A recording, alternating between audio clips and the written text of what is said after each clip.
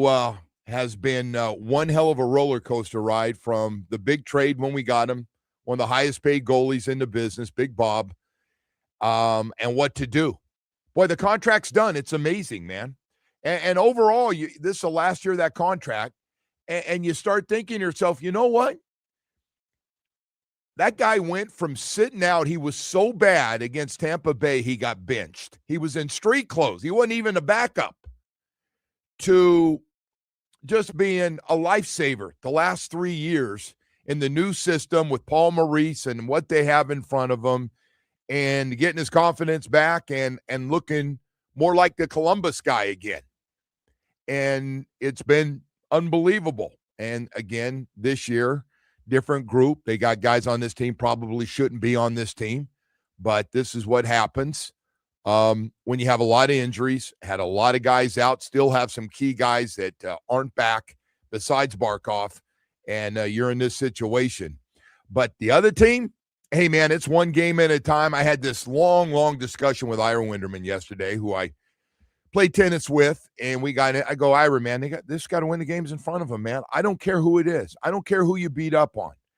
And you know, you can go through, well, no, they're on the roster. They're a bad team. They're thinking more about ping pong balls right now than they are winning games, but you still got to take care of them. The guys that are out there are going to try to beat you. The guys that are getting paid for Washington and for Brooklyn and for all the other bad teams are going to try to beat you. And you got to take care of that, because you are going to have some tough games coming up.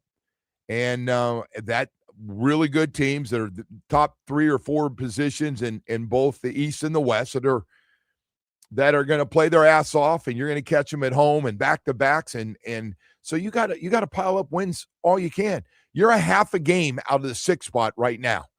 The Miami Heat are a half a game, not only going from 8 to 7, but going to 6. All of a sudden, the 76ers have lost a couple of games in a row. So take care of what's in front of you. Hey, it's great. We're seeing Bam and Khalil playing more and more together. We're seeing guys, whatever. And I get it. Last night, you got 2 teams that's front offices are thinking differently about things right now. Well, you know, it's interesting. I always think when you look at the runs the Panthers have made, you look at any team's run, a lot of things have to go right to get to a championship, to win championships, and health is a big part of that. Health is. Right? And like you look at the Canes run, like a lot of things had to go right in the second half of that season after November, right? We had, and they had a ton of injuries on that team, but so much stuff has to go right. That's why when these teams start to make these consistent runs, it's like, it's so impressive, isn't it? Yes. Especially when you see it in football. You see like a dominant team like either the Chiefs or, you know, the Pats all those years. Like it's hard, man, because you got to have a lot of things break your way. I just don't want to just get into where we just go, where you're supposed to beat them up. And look, I get it. And I get maybe the front office, some of these teams when they're real bad are thinking, well, hell, what the hell? Let's put some guys out there we know are going to try real hard, but they're not as good. And let's get some win, you know, let's lose games, and the other teams are going. That's just the way it is, man. I know everybody has these discussions on how to stop it. The NBA is going through it right now because Utah was resting their best players at the end of the game, played them in the first half, and then benched them in the fourth quarter in tight ball games because they're trying to lose, right? And the league goes, that's not acceptable. And I get it, man. People, you know, there's somebody you want to get your hands on or get a better percentage of opportunity to get top guys. But, man. There's a big draft coming up, by the way, too. Oh, man, everybody. So you no, know. This is a good draft. No, I get it. I've watched. I have watched, yeah, including I think you've seen a lot of those guys. The Duke guy. I've watched BYU, who can't win basketball games, but got a guy that's really impressive. A matter of fact, I see another one of the top guys in the country is going to BYU next year. I guess whatever BYU. What's going on over at BYU? I don't know, man. I don't know if they put some extra money into that basketball program or something. What's the rule over there? No banging? Is that the rule? They're very strict on that, right? Don't get caught, and after a certain time, you're not supposed to be. They're real strict. Yeah, they're old school strict. You went, didn't you look there? Wasn't that one of the schools you went to? I took the recruiting trip. Yeah. Didn't work out for you, huh? No, I loved it. I loved everything about it except the book. I saw the book, and Was that the rule book? they have a book. Oh, they do. They tell you about it. By the way, they don't hide. Like, I'm coming in as a Catholic, not as a Mormon, which they have. That the whole team's not BYU's got. Yeah. They got a good football team every year. It's not all Mormon players. They have a lot. I mean, a majority of the guys are Mormon, and they get a lot of them. So does Utah, by the way. Utah gets everybody doesn't realize that somebody actually called me one day after talking, man, hey, you're right. A lot of Mormon players go to Utah too. A lot of the Samoan players are Mormon. And so that's been, I've known that for going back for a long, long time, because BYU was good. When I played an East-West game, I played with like 5 guys from BYU, including Mark Wilson, who was a first-round pick of the Raiders of all teams to go to, the wildest team in the NFL. And poor Mark's in there as a Mormon. That must have been a serious wake-up call for him. Great guy, though. Really, really good dude. So I'm going through the trip, and this is not a shot. They were really good at the time. I had a Mormon aunt and uncle that we were really close to. Somehow my aunt got involved in part of this. He's my nephew and whatever. So they started recruiting me. They're nice. I said, yeah, I'd like to take a trip to BYU and see it. And they were throwing for a zillion yards, man. And the guy, the head coach, was just one of the great human beings of all time. No one will ever say Lavelle Edwards, one of the greatest human beings and one of the best head coach human beings of all time. And back when business was dirty, real dirty. I mean, it was dirty. It's dirty now, but at least it's all up there. We can see it all. We just don't like it. But it used to be under the table, a lot of stuff.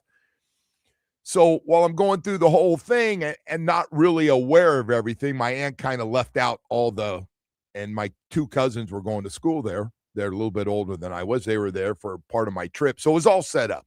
I got 2 cousins there, 2 female cousins going to take me around and the whole deal. And I got to tell you, man, so I had a great trip, very nice, everything, facilities, everything great there. The gym, you've seen that. Everything is just first class. It was first class 45, 50 years ago. There was money pouring into that school, BYU. And so they're taking me around, and I mean, it's beautiful girl after beautiful girl. And I'm an ugly 17-year-old kid out of Marysville, California, not exactly knocking them dead at my own high school. And my cousins actually told me, you should not go to school here. Probably for the best. Right? So no, can you imagine the school? They go, hey, your cousins want to spend time with you. We've been doing some recruiting stuff. We'd like to go spend a little time and see where the dorms are. And your cousins, we've already talked to them. They want to take you around for a few hours. So there I am hanging with my 2 cousins who I grew up with. And they're sitting around. I'm going, man, this talent in this school is second to none. I mean, USC and UCLA got nothing on BYU. The girls were mostly Mormon. So they're just saying, hey, Joe, you shouldn't go to school here. I go, what? No, the book. So they flipped the book. They got the book. They flip it to me. Oh, they actually have. It's an actual book. No. They know the Mormon kids when they go there. I'm not saying there are Jack Mormons out there. It's like every other religion. Like not everybody follows it. Mm-hmm. But they were real strict on this. If you get busted, like, what do you mean? So like, yeah, and the school's going to try hard. Some of the girls that you're dating if you're going to date them, you're going to have to convert. So convert what? So I was like, yeah. I got home and it was like, how was the trip? Oh gosh, they were so excited. I go, no, it's great. It's great. Everybody was wonderful. But I my cousin later. Of course, I went to the exact opposite school of BYU. I go to Berkeley. Yeah. What was Berkeley's reputation back then? Just what you would think. Because now it's one of the best academic schools you got. No. It's always like heavy academics. Like they don't really show you everything when you get recruited to Cal. You don't really see, like in the 70s, there were demonstrations going on. I never saw any of them when I was there on my recruiting trip. They kind of keep you in the sorority stuff and up in the apartments where the parties are. And I'm out with, I'll never forget, Wesley Walker is one of the guys I was with. And, Wes Walker, man. New York Jets, great wide receiver. And yeah, it was. Did your parents push you in any direction with No. these schools, or they just said go where you want? Didn't care. Okay. But I got to tell you, As long as you went somewhere. it was an up in smoke recruiting trip. I can tell you that. Yeah. Talk about from one to the other. That was So it was an easy decision? no, nothing was easy, but I just knew probably never gonna see BYU again. And by the way, I saw Lavelle, and he was my coach at the East-West game, and he was a great guy, man. Just a great guy. Anyway, I don't know how the hell we got so sidetracked there. We got a lot of stuff to get to, man. We got a story going on here that never gets talked about. Thank you, Dave Hyde, for making us aware of it. I think it is unbelievable. I don't care if you've ever done anything and won a lot of home games in a row. I don't care. I forgot what the number was at the Orange Bowl, and they used to put that up when I was playing for the Dolphins, and every time we come out, it was like 30s and then the 40s and then the 50s. I don't know what that number ended up being. 58.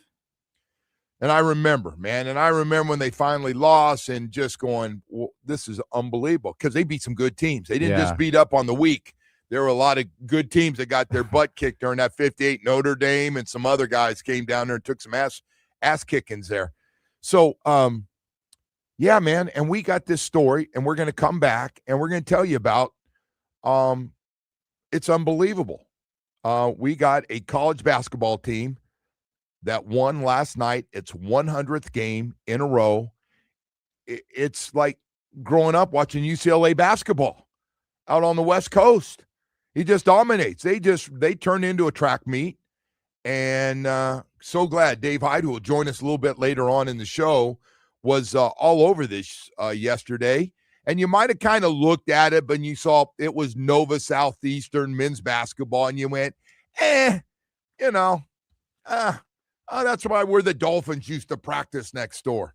There's a great little story going on in that little gym over there, which I've actually been to a couple of graduations there. And I got to tell you, they got one hell of a basketball team. That is unbelievable. We'll come back and talk about that. We got John Eric Sullivan news. We've got a lot of stuff that we'll be jumping. World Baseball Classic, just a couple of days away.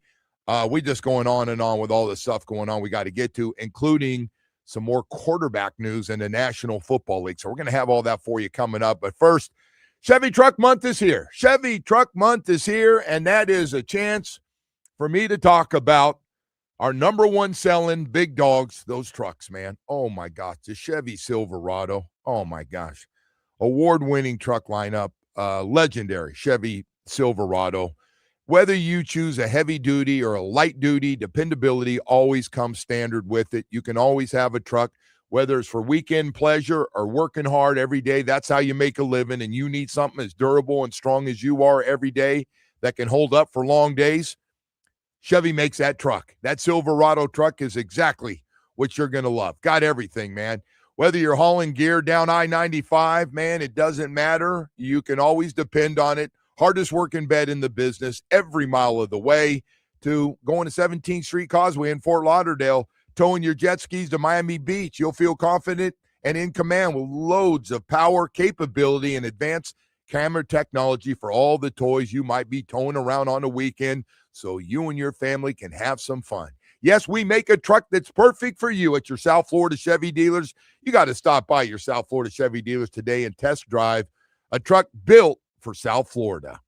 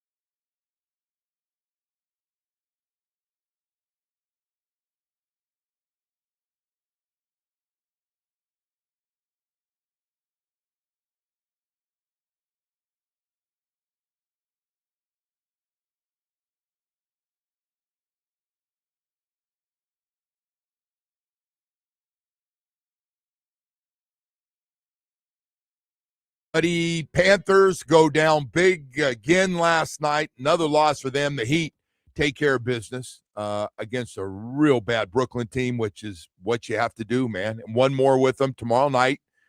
And I'm guessing they went out and did a little drinking after last night, a little partying, getting ready to go. So Heat need to take care of that and get to 5 games over 500 with back-to-backs coming up Thursday and Friday, because after the game Thursday, they're going to Charlotte. And then they come back home for 4 straight, starting with the Pistons, who might be the best team right now in the East. So we'll see how they play there. They seem to play great at home against really good teams. So we're talking about this story, man. Congratulations to Nova Southeastern men's basketball. Division II powerhouse. They won. Boy, this just kind of snuck up. Dave Hyde had something in the Sun Sentinel on it a couple days ago. 100 straight home wins. Last night was 100 with a win over Rollins, 104-91. Woody, that's a lot of years, man, to go and win 100 straight at home. They average 102 points a game, super up-tempo. Jim Crutchfield is phenomenal. I get it that it's Division II. It's a small gym. Nobody's talking about it. But this guy is unbelievable. And Woody, you and Jamie have working with Barry have seen this team through the years. Yeah. And just how good this guy is. Yeah, I've been calling games in that conference for, I don't know, 10 or 12 years or something now. But this run is incredible. It's a very balanced league usually. I think the only comparison is those UCLA teams that you grew up with.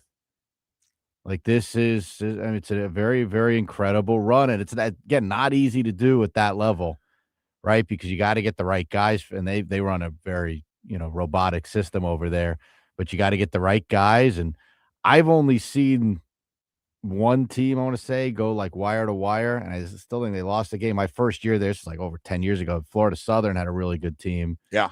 That won a national championship. Barry's had a few teams that got close, but this is, and then they've won 2 out of 3, lost a championship game 1 year. And this guy right now, what he's doing, I mean, I don't care if we're talking high school, if we're talking any level of college sports, anybody that has a long home winning streak like this to get to 100 straight home games is you get a lot of good players at that level, by the way. Like it's, I know it's overlooked a lot, but you do get a lot of good players. It's very competitive basketball at that level, and that conference is usually very balanced, very tough. But these guys have it really is impressive, man, and not slip up ever. Yeah, because right. you think got like nights at you're some cold. point, you'd have you one got bad nights where shooting certain night. certain guys can't play because they're banged up. And they were in a tight game last night. That game was really close at halftime. Well, this, Woody, when you play them, like they average 102 points a game. Like, do you have your track shoes on, or what are you wearing? Because we're going to score a lot of points. We are going to score a lot of points. And so anyway. Barry gets them next on Thursday at their place. Yep. All right. Tomorrow night. In Davie. Barry gets to go there, and are they going to be 101? Probably. Straight. You talking about Nova? They're going to score that much? No, I'm talking about 101 straight home wins. Oh, they would be favored if we were putting a line together. But very professionally put. Yeah, we'll see if the Bucks can put together an upset here, man. Yeah. An upset bid. What? Great story, man. It really is a good story. No, it's and those games are a lot of fun, by the way, man. Like if you're, you got a kid that's playing basketball or whatever, those games are a lot of fun. Those guys play the game the right way. Definitely fun to watch. Man, what time they start those games? There's 7:00 games. They're nice and early for you. Yeah, not too far. You make it out at some point. I'm a Davie man. We're working on getting you to basketball games all over town. In a Davie. I know you guys are working. That's your local university there. That is my local. That's and then Barry's right 2 minutes down the road from us here. I have spent a lot of time at Nova, where because right next door, Dolphins were there for a long time. So Anyway, we got all that stuff going on. We got the World Baseball Classic. If you watched any baseball yesterday, you got a chance to see lot of the spring baseball teams playing all the teams that will be in this World Baseball Classic. So they're over there and they're over here playing a lot of different games and trying to get their team ready here a couple of days before this thing starts up on Friday. Matter of fact, at Lone Depot Park, Friday, first game, Netherlands and Venezuela will kick things off. And so we have that going on. Then we have just with the World Baseball Classic, I was a little bit surprised. USA is heavily favored to win this thing. I know that there's a lot of talent on these other teams. I don't know. But so it's funny. I don't know the odds, and I know you're looking at the odds. I did look at the odds. But I can just know from watching baseball and who's in professional baseball that the USA, Japan, and Dominican Republic would be my three favorites.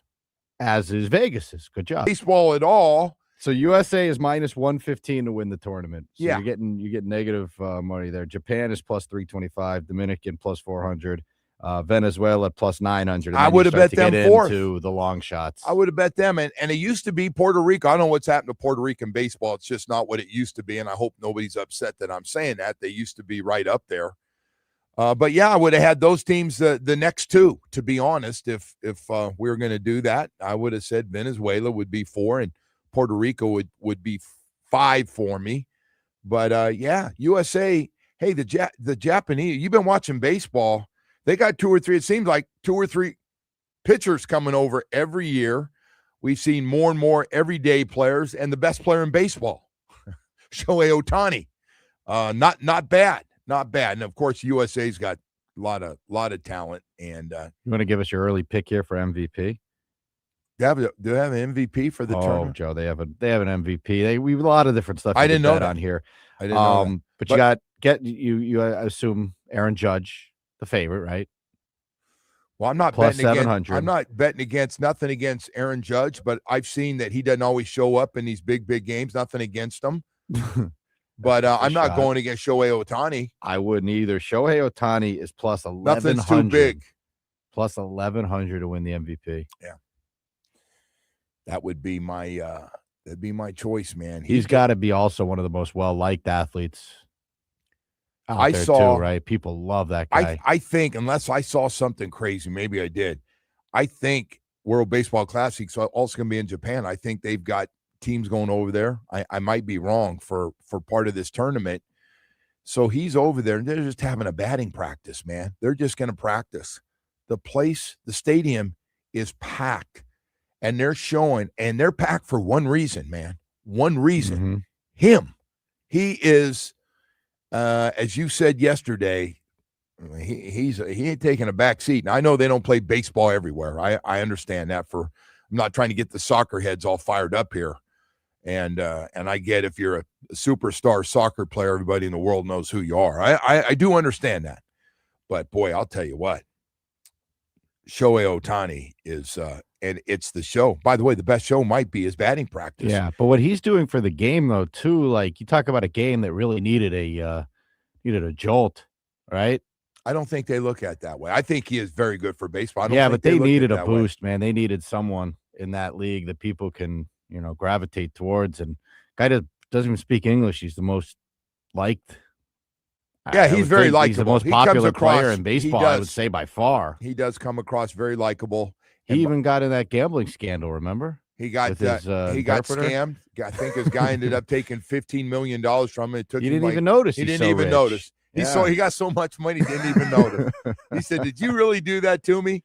Hell, I thought you were helping me out to speak the language, man. What the hell are you doing?" That's like someone snagging a 20 out of your wallet. Yeah, I guess, man.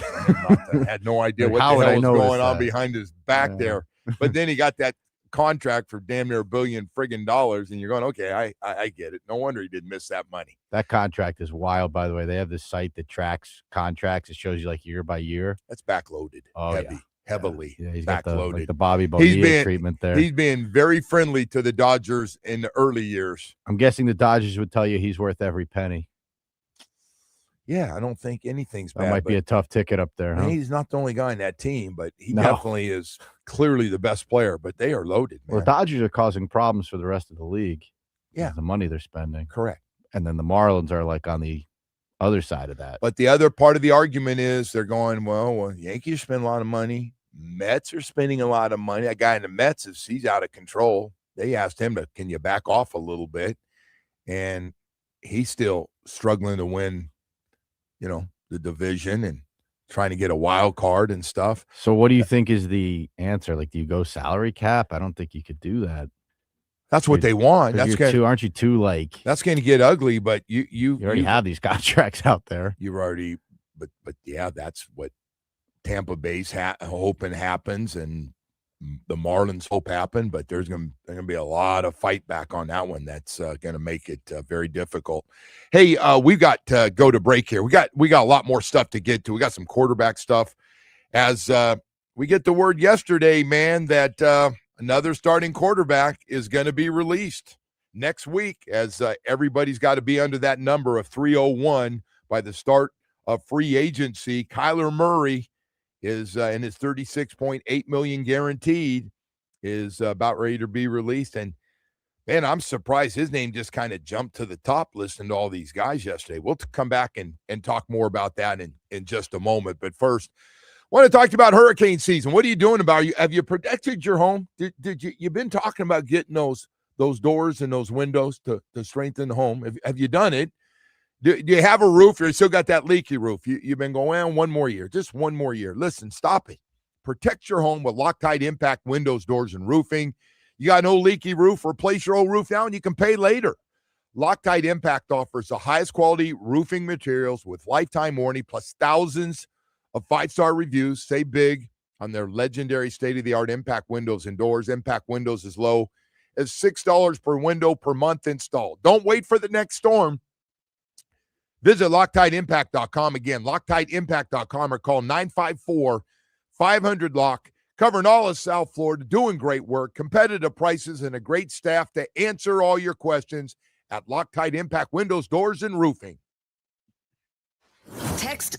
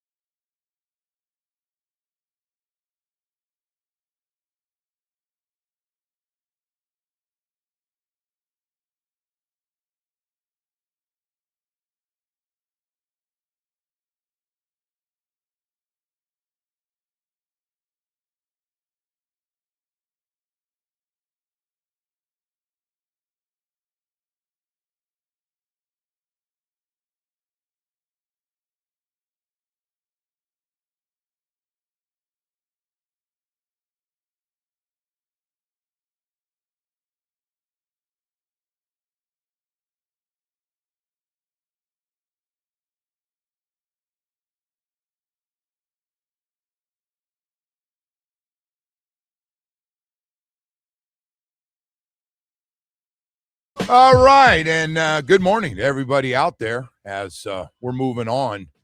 The old quarterback topic, man, as free agency's getting ready to start up next week, and there's getting a lot of guys going to be released. You'll have more today. It's going to happen every day. Try to redo contracts. A lot of guys said no, they won't redo them, so they cut them. And some guys will sign extensions, and they'll get things worked out.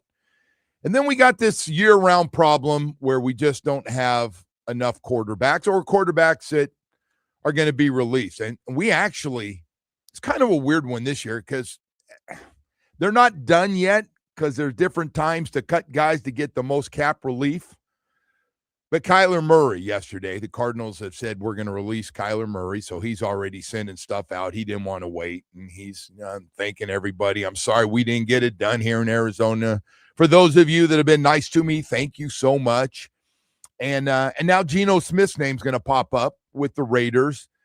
Everybody's expecting them to take Mendoza number one, and Geno, who's had a nice little career for himself. 35 years old, man. Geno has made a lot of money and got his career really going. Got a second contract. He's done well. So his name's going to pop up. People are expecting the Raiders to release Geno.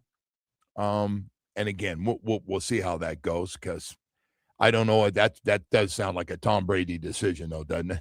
You know, I'm sitting here going, I know they got a coach, and I know they got a GM, and they got an owner, but that just seems to me like they're asking, hey, Tom, you've been through this as a 6th-round pick replacing Drew Bledsoe, who's a high number one pick. What's the best way to handle this? So I'm not 100% sure Geno Smith is going to be gone but it just seems like that's the way to go. And listen, I think Geno's going to start a lot more games. I don't think he's done. He had 19 touchdowns, 17 picks last year with the Raiders, who were not a very good team, as everybody knows, all the way around. So those two are getting released. Kirk Cousins going to get released. Tua probably going to get released in this thing. Anthony Richardson's been told to go out and find a home. Like they by the way, when a team tells you you can go out and you and your agent can go try to find something, they're willing, and they've kind of checked out on you too. So there's a lot of guys, and yesterday the Minnesota Vikings have pretty much told J.J. McCarthy that he's going to have competition. It's not going to be a given. Going into year 3, we can't trust you. We got a real good team, and you've been up and down, and so that's going to be an interesting one. It almost feels like that job's opened up for guys that are going, man, I wouldn't mind throwing to those guys that Minnesota has. That's not a bad play. I can make a good living, and get my career going just like the guy in Seattle did with that group. Kind of amazing how many options are out there right now. I mean, none of them are all that appetizing. Kyler Murray, though, man, he seems to be, from a personality standpoint, a little rough. He does, but, man, you know what? When you get right? Released, everybody talks about you get ripped. Athletic. Yeah. No, it was just the opposite. Like, they're going, oh, Kyler Murray's got something to prove. And you're right, though, man. Like, how much does the guy care? What's he like as a teammate? And he was one of those baseball guys, right? Wasn't he high in the baseball draft, too? Real high. Yeah. He a first-round pick. Better off doing that. Yeah, so, he's not going to do that now. That's long past. Well, he's got one more shot, hey, I guess. I'm sure someone will give him a shot. But would he? He's gonna start some games. Yeah, I would think he's gonna start some games in the NFL. But no fan base is getting excited. You bring that guy in, right? If the Dolphins announce we're signing Kyler Murray, I don't think anyone would be excited about that. So we got Minnesota, Arizona, the Jets, the Steelers, and the Dolphins, with Atlanta maybe looking not totally sold on their guy either, because he's hurt so much. So there's some teams that. Well, the Minnesota situation's a disaster, right? That's the worst case scenario for a franchise, to have the guy in your building, let him go, and then watch him win a Super Bowl. No, that's the absolute worst case scenario. That gets people fired, because the ownership goes, how are we going to go about this? Do you like him? Do we want to sign him? Or do you trust the guy we drafted? Yeah, and then you got your star receiver running around Radio Row or whatever, telling him we would have won games and been a lot better if we had that guy too. Yeah, not good. No, That would be like the That's how equivalent of GMs Tua going somewhere else and winning a Super Bowl next year. Yeah, that's GM's getting Seems fired unlikely, right but- there. That's GM's getting How do you fired. miss that badly, though, man? Sam Darnold was pretty good there. He had 35 touchdowns. Yeah, like, I don't know how you miss And on somebody said, no, we don't want to give him $100 million for 3 years. We've got JJ here, and we think JJ, who was out his whole rookie year on IR, is going to be the guy. Didn't JJ McCarthy like never lose a game, like going back to high school or something? I don't know. He had like some crazy winning streak or something like that. But I don't know, but the work he put out wasn't 100%. No. We got our guy. Nobody's doing that, But that's a disastrous situation. Like, that's the worst case scenario, right? No, the worst to have one. the guy in your building, let him go, and then he wins a Super Bowl. That's the a bad year. one. That's as bad to me. But as there's a lot of teams, man. Listen, even this Cleveland thing, I didn't even put Cleveland in there because they're saying Deshaun Watson and Shedeur Sanders are going to battle for the starting job. Well, they'll probably draft a couple more quarterbacks too. They seem to like doing that. That's a strange one. But you look at Minnesota, Arizona, and all these teams. And by the way, Aaron Rodgers, something tells me he's not done. Aaron Rodgers is going to do what he does and take a few months off. Yeah. And then he'll start getting all those calls, and he's going to do it on his time because he's got to spend time with the wife nobody's ever seen to make sure they get some time together. We ain't going to Pittsburgh again, right? I don't see happening. I think his old coach would like to have him back. I think his old coach would can't like win to have there him though. back. Can't win. That's not a Super Bowl. Can't team. win enough. Maybe they can win. Yeah, Can't win.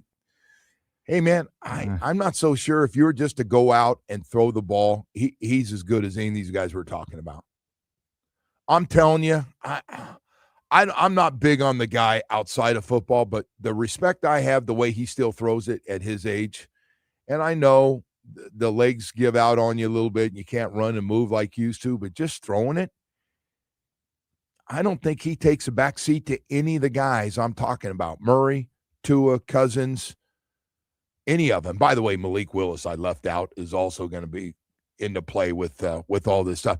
This is going to be an interesting one because everybody knows the deal. Hell, Ron Rothstein talked about it yesterday. If you don't have a quarterback, man, if you don't have a closer, you can't get things done. And it's same, you don't have a quarterback, how far can you go? So anyway, that's the group that's out there. And hey man, this is you don't think the NFL loves this, that these stories, this keeps them in business during the times between free agency and then the draft. What's going to happen with all these quarterbacks? Well, the NFL offseason's become, an event. They stay relevant all the time. Yeah. They're able, between all the big stories that are going to happen with the NBA and the NHL and Major League Baseball and all the other events that take place, football, because one guy will sign, it'll automatically go to the top, right? When they sign and the team comes out and says, this is our starting quarterback, bam, right to the top of the storyboard for that day. How many times they do that during the season? They've told these other leagues, we'll go on the college football playoff day, or we'll go on, the NBA's Christmas day. We'll just do whatever we want. Don't care. And we'll crush you. Yes. In the process. Yeah. No. and yeah, so this is the situation we're in. Kirk Cousins, everybody still loves Kirk Cousins as I do like Kirk Cousins. Do you? Something about, he was on that show, that quarterback show. I got to like him a little bit. I know you got to see him. I also think he's a good player. Well, he's got to be a good player, number one. I do think he's a good player. But he's the kind of guy that you need to put on a roster that's like a competent roster. You know what I mean? Like, you can't bring him in here or something like that. He did play better, by the way. He was terrible against the Dolphins when he played, but he did get better as the year went on, and he had got a chance to play. And they're saying his Achilles got more, he got more comfortable in throwing the ball and stuff. But yeah, this situation at quarterback. And by the way, I'm wondering if our guy gets in this mix, where does he fit in with all those quarterbacks? Bottom. I don't either. But Woody, I mean, if you don't like Kyler Murray, you're certainly not going to like Tua. Woody, 3 or 4 of those names that I just brought up are going to get a lot of starts in the NFL. We just don't have enough dudes. These are the guys. It's not going to be the 2nd, 3rd, and 4th and 5th round picks in the draft coming up. Yeah, someone's going to sign Kyler Murray and try to sell that to their franchise. Yes. their fan base. No question. Let me ask you, if Kyler Murray goes against J.J. McCarthy, there's a chance he beats him out. Jeez. But there's a chance he beats him out. You agree? Yeah, I mean, I guess, but man, they got good weapons over there. Those receivers. Yeah, he had them last year. And the receivers are going, they were not happy. I mean, they didn't like just trash bag him, but like, man, he got to get a lot better. He missed some throws, man. I'm wide open. I didn't see the ball out there. Anyway, hey, we've got a lot more to get to. Dave Hyde's going to join us early 7 o'clock hour. We'll get into everything with him, including John Eric Sullivan, the new general manager. I got to tell you, for the mess that he's had to clean up and the work that he's done, it has been a real refreshing experience so far to have this guy around. Do you realize since we've hired the new GM and head coach, we haven't had any drama with anything. They're on the same page. They talk like they know what they're doing. We don't have to worry with Tua not talking. We don't have any crazy-ass stuff being said. I mean, everything. We don't have anything with a GM talking about having breakfast and laughing at everybody about the O-line, any of that stuff. We've had a lot of normal stuff, man. You mean like when Chris would say you guys are more worried about it than I am? Yeah. And laugh? Yeah, a lot of it. Or a son finding a defensive back that he went to college with that we drafted. He really helped him out on that one. Hey, let's talk about some good stuff, man. Enough of the sarcasm, enough of that. Let's talk about Atlantic Men's Clinic. ED and Low T, get out of here, man. Get out of here. Hey, it's going to happen to every guy out there. I know Low T's. So it's funny. Guys are all right talking about Low T because everybody knows as we get older, we lose it. And, it changes things. But nobody likes to talk about ED. It's like, oh, man, if a guy hears he might have ED, it's like you feel like, if anybody ever finds out I have ED, I got to give my man card away. That's not the case, man. It's going to happen. It's going to happen to every guy out there. It doesn't matter. Nobody's undefeated. Nobody. Every guy gets Low T followed by ED. It's going to happen. You're lucky, and if you got it in your late 30s or early 40s, it happens. That's when it starts kicking in. I hope you're not going through it, but I do know it happens. I'm talking firsthand. 2 years ago, oh boy, it was bad. Not only was my energy level shot, trying to figure out how the heck I was moving towards 270 pounds. But on top of that, ED was following it around and nothing was happening. You could have walked in my bedroom anytime. Nothing was happening in my bedroom. I can tell you that. Even my wife goes, is there something wrong? I go, no, it's not you. It's me. It really is. I don't know what the hell's going on.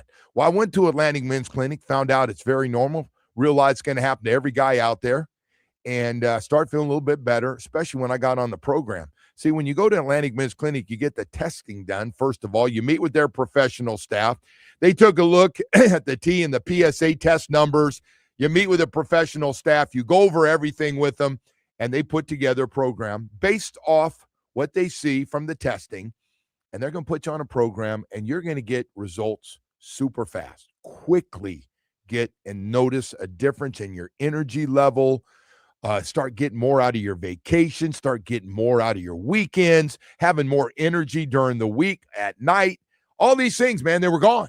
They were gone, everything. I was a little worried there, man. I couldn't even stay awake to watch a good movie. And all of a sudden, you go on the Atlantic Men's Clinic program, and you get great results. I got 7 locations in South Florida to serve you, a brand new one in Hollywood.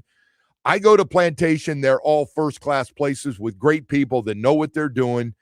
877-455-7300. Set up that first appointment because it's the most important one. Tell them Joe Rose said to set it up and go in and see him. And visit AtlanticMen'sClinic.com for more information. I'm telling you right now, Atlantic Men's Clinic is going to give you great results quickly.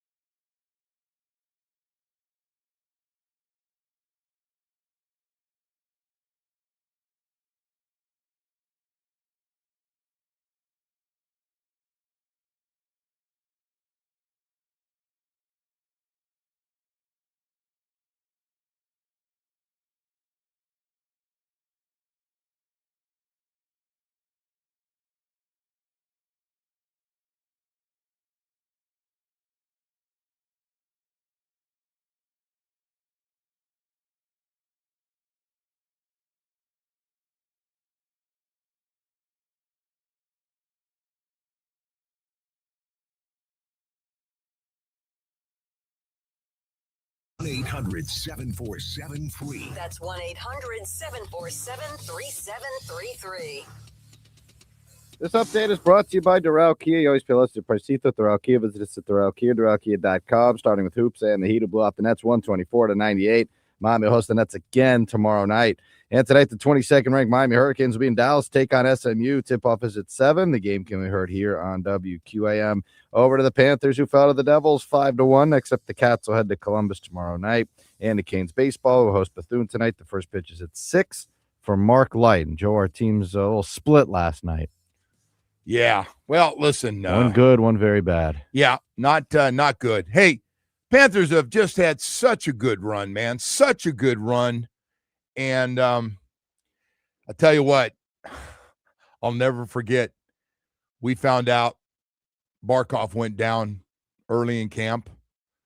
And then the word of the ACL came out. And right away, we could all do the math, 6, 7, 8 months, whatever it was going to be. And but it was like Paul Maurice came out and said, listen, man, some guys can help you, but we can't. Everything this guy does, you can't replace him.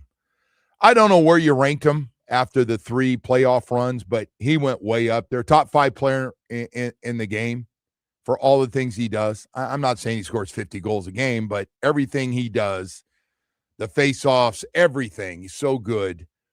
They just couldn't replace him. And then on top of that, they just got banged up with and they're bringing guys up that just aren't ready. Just aren't ready, can't finish, not as good defensively. This is what happens, you know. And they're banged up. I think they got a lot of guys right now that are playing that are banged up, hoping to get some guys back. But then yesterday we get the word Barkov's going to be back in late March, and I'm like, okay, that's not good. Because if we're out of this thing and they fall 10, 12, they're 10 points out now of a playoff position. But why would you come back with 6, 7 games left, 8 games left and play them? Where you got to win every game and everybody's got to lose every game to have a chance. Like, makes no sense. You sit them out. You just tell them, hey, get ready to go. We're going to get rested up. There won't be another, 20, 25 games, whatever you play for the playoffs to go all the way through and get to the finals like they have the last 3 years. Just get guys rested up, get some more surgeries for guys that are going to need them, and get yourself ready for the start and try to run it back with hopefully the same group. And let's see if everybody can get healthy. You got to have a little lady luck, no question, on the injury bug and go from there. This Heat thing is very interesting to me. Look, I know people go, listen, man, they're no matter what they're saying, we're not a playing team. They're better than that, and you're beat up on this team. Don't read into it by what they're going to do against Brooklyn. Well, yeah, they're on the schedule. Of course I'm going to read into it. They beat them by 26 last night, and that's what they're supposed to do. And if the Nets were clearly worried about ping pong balls and having a chance to get a top pick and get one of these really good 3 or 4 players that are in this draft, that's okay. The Heat are trying to win. And they're trying to win. And they're looking right now, all of a sudden the 76ers have lost a couple of games in a row. They're a half a game out of the 6th spot, still in the 8th spot. Between them is Orlando, who they're going to play here coming up. Just got to win what's on the schedule, and you got to win. You're going to have to, especially at home, beat some of the good teams. Talked about Detroit coming to town for a 4-game homestand. You got to play well at home. It's always been that. Got to play well at home. Maybe try to get some on the road, but you got to dominate at home and try to get in this thing. I don't know. Listen, man. Well, what are they going to do? So what? They get in the playoffs. So what? You're in the playoffs. Well, you got a chance. Well, they can't beat this team and that team. I'm not getting any name. Oh, we can't beat this team, can't beat that team. I don't know. Well, let's play them and see. Let's see. Get playing well, get some guys hot, figure out your rotation. I don't know. I'd like to see my team in a 6th spot. If the Heat got in a 6th spot and played the 3 spot and whoever it might be in that 3 spot, I want to play it. I'm not just going to go, well, we got no chance. Why play it? No. You want to play. You want to get in that position. I get the play-in thing the last 3 years is not great, even though they went to finals one year, the great story that they were. You want to, I understand, man. You want to get out of the play-in thing. Series with the Knicks would be fun, by the way. That would be fun. Hey, that might be a good matchup for them. They've had some success this year against that team. Yeah. So, but this thing about not like, oh, they're just, they've got some bad losses. Yeah, they got some bad losses. They got some good wins. But Pat Riley and that group, as long as Pat Riley's running that thing over, they're going to try to win. Pat Riley ain't about whatever you want to put behind reset. Anything. He doesn't want to it. That's not their deal. So go for it, man. Go for it. I don't care who. And that's the other. Well, you got at Charlotte. Charlotte's playing great. Okay, let's see what happens. Charlotte's put themselves for a reason where they are, even though they've played a lot better recently. Let's play the friggin' games instead of just go, we're barely, okay, so we barely got out of the play-in situation. We're barely in. All right, 6. What chances do we have with those teams ahead of us? I get it, man. They might not be great, but you still got to play them and see what happens. They should be able to get to the 6th spot, man. I mean, the Sixers are. Do you see what happened? Well, they're night? without, aren't they? 40. They're out with. Is Embiid out again? Embiid's always out, dude. He's in and out. But hey, man, they should be able to get past the Magic and the Sixers. Get into that 6th spot. Oh, and no, you got to match Magic. up with the Knicks, which would be fun. I think the Magic, one of the most disappointing teams in basketball. Yeah, well, they went all in on that. Desmond Bane hasn't really worked that big out. Lineup and all that stuff, and they're gonna have this guy exactly. So anyway, we'll see how this thing plays out, and then on top of all of the other stuff, we've got Kane's Pro Day getting ready to happen. Boy, I'll tell you what, this month's gonna be fun. And for the first time in a long time, even though we had the Cam Ward story, remember that long delay before he did the workout? We're like, Cam. I was sitting there watching the NFL Network, and they're going, Cam's supposed to be working out in the next 30 minutes or something. Anyway, then he went out there. This thing, Canes could have. We're going to talk about this a little bit later on. Alex Donno will join us in the show. Canes could have 9 guys get drafted. When was the last time we talked about 9 Miami Hurricane players getting drafted? I went through it, so I didn't, and I looked at what everybody said. I wanted to make sure, I'm not throwing out some, hey, maybe one guy won't get drafted in the group, but you got 3 guys potentially in the first round. To answer your question, you probably have to go back to that winning streak we were talking about earlier in the show. Yeah. Oh, yeah, for sure. So when they had that many guys drafted. That's when the whole team was a bunch of first rounders. And honestly, they got some guys I'm really curious that had nice runs in a lot of these guys helped their stock in the biggest games during that playoff run. The 4 games, a lot of guys, especially on that offensive line, played their ass off. The 2 pass rushers skyrocketed to the top, and Mesidor and Bain. But I'm really curious to see Markel Bell, who is absolutely the biggest man not even close, the biggest man once again at the combine. 6'9". I think he weighed between 345 and 350 when he weighed in. Played great. I was hoping he'd come back. I ain't going to lie to you. I was kind of hoping he was going to be, along with Moton, coming back so that we had our left tackle, and who knows where he goes. I don't think he's going to be a first-round pick. I don't even know if he's going to be a second-round pick. They're giving him a third-round pick grade right now. I'm curious about Inez Cooper, another big human being, 6'6", 350. And you know who else really played well last year? James Brockermeyer. I'm curious to see if he gets drafted. Had a great year at center, another really nice pickup out of the transfer portal for the center position. Then you throw in Carson Beck, Jacoby Thomas, Keontae Scott. Man, I'm telling you, this thing with Maui Noah, geez, it's going to be fun to see the draft. And by not just the first round, but day 2, second and third, and then 4th, 5th, 6th, and 7th rounds to see. But that number could be 9 without exaggerating. We'll talk to Alex Donno about some of that stuff coming up as well. We'll have that. And also, we're going to have Dave Hyde join us here with some great stories. I enjoyed it.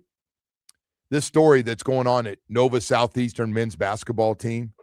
It's just been a powerhouse. I know we've talked about it a little bit, but last night they won their 100th consecutive home game. That is incredible to win 100 straight at home. I don't care who you're playing. I don't care if we're talking about a high school sport. I don't care if we're talking about college at any level. Very seldom professionally see something close to this. Not even close, actually. But, man, Jim Crutchfield, congratulations. What a hell of a story, man. Dave Hyde, a couple days ago, had a really nice article on the story that nobody talks about. That little gym at Nova Southeastern is whooping you-know-what over there, and a lot of it. Got another win last night, 104-91 over Rollins to get it to 100. Just a really good story. We'll talk to Dave Hyde about that and some Miami Dolphin talk with John Eric Sullivan, man. Hey, going about his business, man. Going about his business. Everybody that I'm close to raving about John Eric Sullivan and just how good he has been. We'll get you caught up with that. World Baseball Classic getting ready to start on Friday, and the Miami Open knocking on the door. Indian Wells going on right now, and we are on deck. Alcaraz, Sinner, Joker, Sabalenka, Coco Gauff. Oh, my God. Can't wait. Can't wait for that, man. Get your tickets. Tell you what, get your tickets, too, if you're not happy right now with the air conditioning company you're using. See, the air conditioning business gets a bad rap, and they do it to themselves. There's no question about it, man. Not on time. The guy told me I needed this. Somebody else came out and told me I didn't need a new air conditioning unit. You know, Joe, they're like $7,000. I go, hey, man, I know. I get it. Why'd the guy tell me, man? Well, look it. That's why I want to tell you about Chill Zone air conditioning. I do, because if not real happy and going, I got to find, with the heat starting back up here, it's going to start getting hot here in South Florida again. I got to find somebody I can trust who'll give me straight talk and have somebody show up on time that's going to do the right work, get me a new air conditioning unit, fix the one I have, duct cleaning, they do it all. Been together a long time, and the best part, it starts with the president, really. Melissa De Verona is fantastic, and I know you're going to like her. She's the president of this family-owned and operated business that is covering all of South Florida for you and just does great work. You will deal with her directly. She was in here one day with me, and she said, I take the calls. And if I don't, my brother-in-law who works with me will be taking the calls with me. And they'll tell you what time they're going to be there, going to give you a straight talk. And they got people that have been with them for a long time, not somebody new that's out there trying to figure out what's going on that makes things worse. But all those things and great service should be important to you when you're talking about air conditioning problems. They're going to happen. There's nothing you can do about it. But I'll tell you what, I think it's with Chill Zone Air Conditioning, you got to give them a chance. I think you're going to love the work they do. Go to chillzoneac.com. Call 786-378-2778. I like the way they do their work. Stay chill with Chill Zone Air Conditioning. Tell them you heard it right here on 104.3 WQAM. WQAM.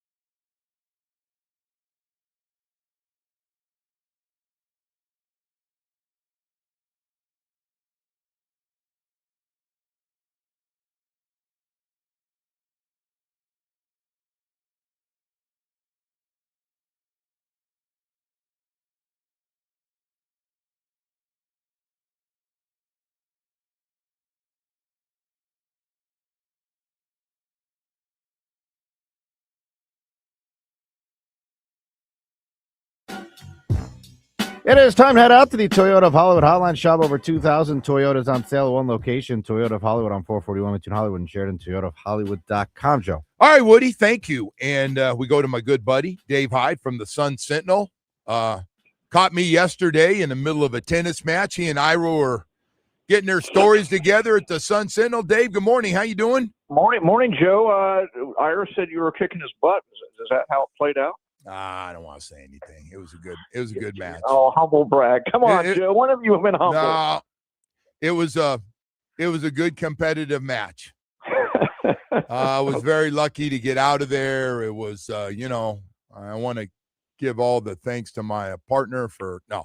Hey, listen, what a great article. And last night they got it. And I'm glad. I know sometimes people go, who is this guy? We've done this before. Jim Crutchfield, the head basketball coach at Nova Southeastern men's basketball. But to win 100 straight games at home and moving still with that win over Rollins last night, what a great story, man, and everything they've been able to do in that little gym in Nova. Yeah, it is an odd story here. Jim didn't get his coaching start till he was 48, so now he's 70. Wow. So he got his coach in West Virginia, Division II, 48. And all of a sudden he started winning big up there and said, I want to see if I can recreate it. And he had priorities, had to be near a beach, had to be warm. And so he came down to Nova, which had no basketball history. And long story short, they immediately started winning. And he does things.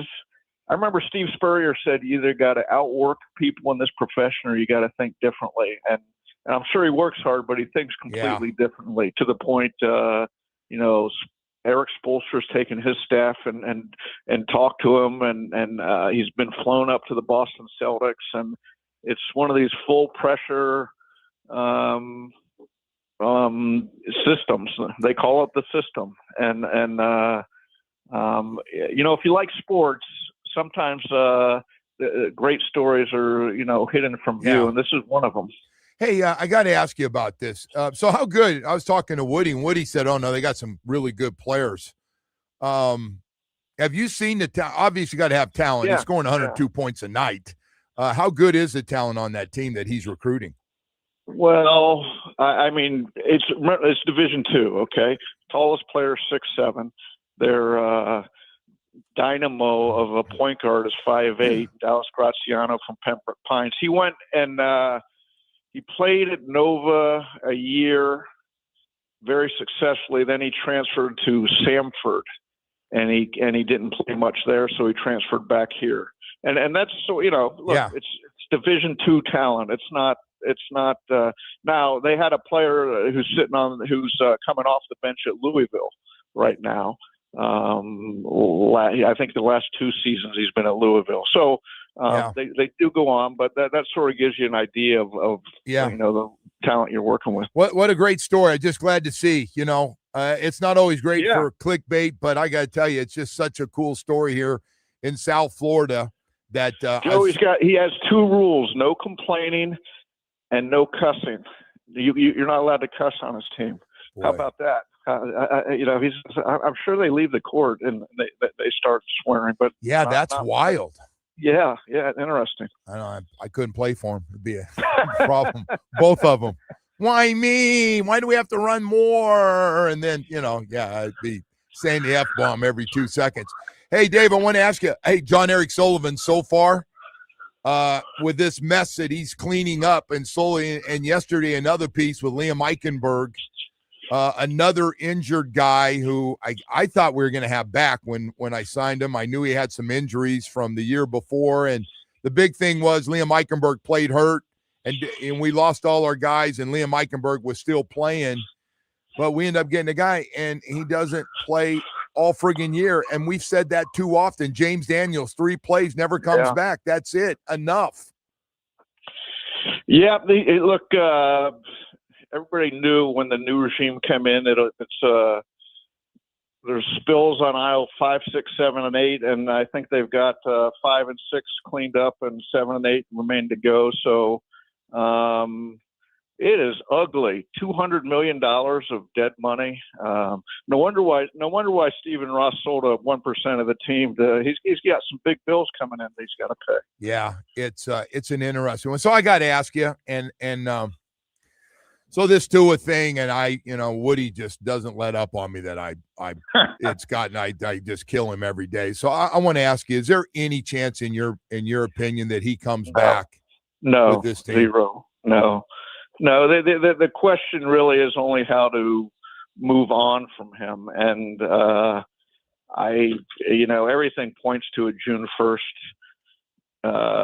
dated release where you spread the money out over. You take a big cap hit this year and a decent sized one next year, and you move on. But to me, it makes no sense bringing back someone. People say, "Well, you're paying him anyways." Okay, you're paying him, but you're trying to move on. You're trying to get a fresh start, and he for him too, he wants a fresh start. Yeah, of course he does. He knows it's over. So it's played itself out. Everybody's had their say. Everybody knows what happened. Time to move on.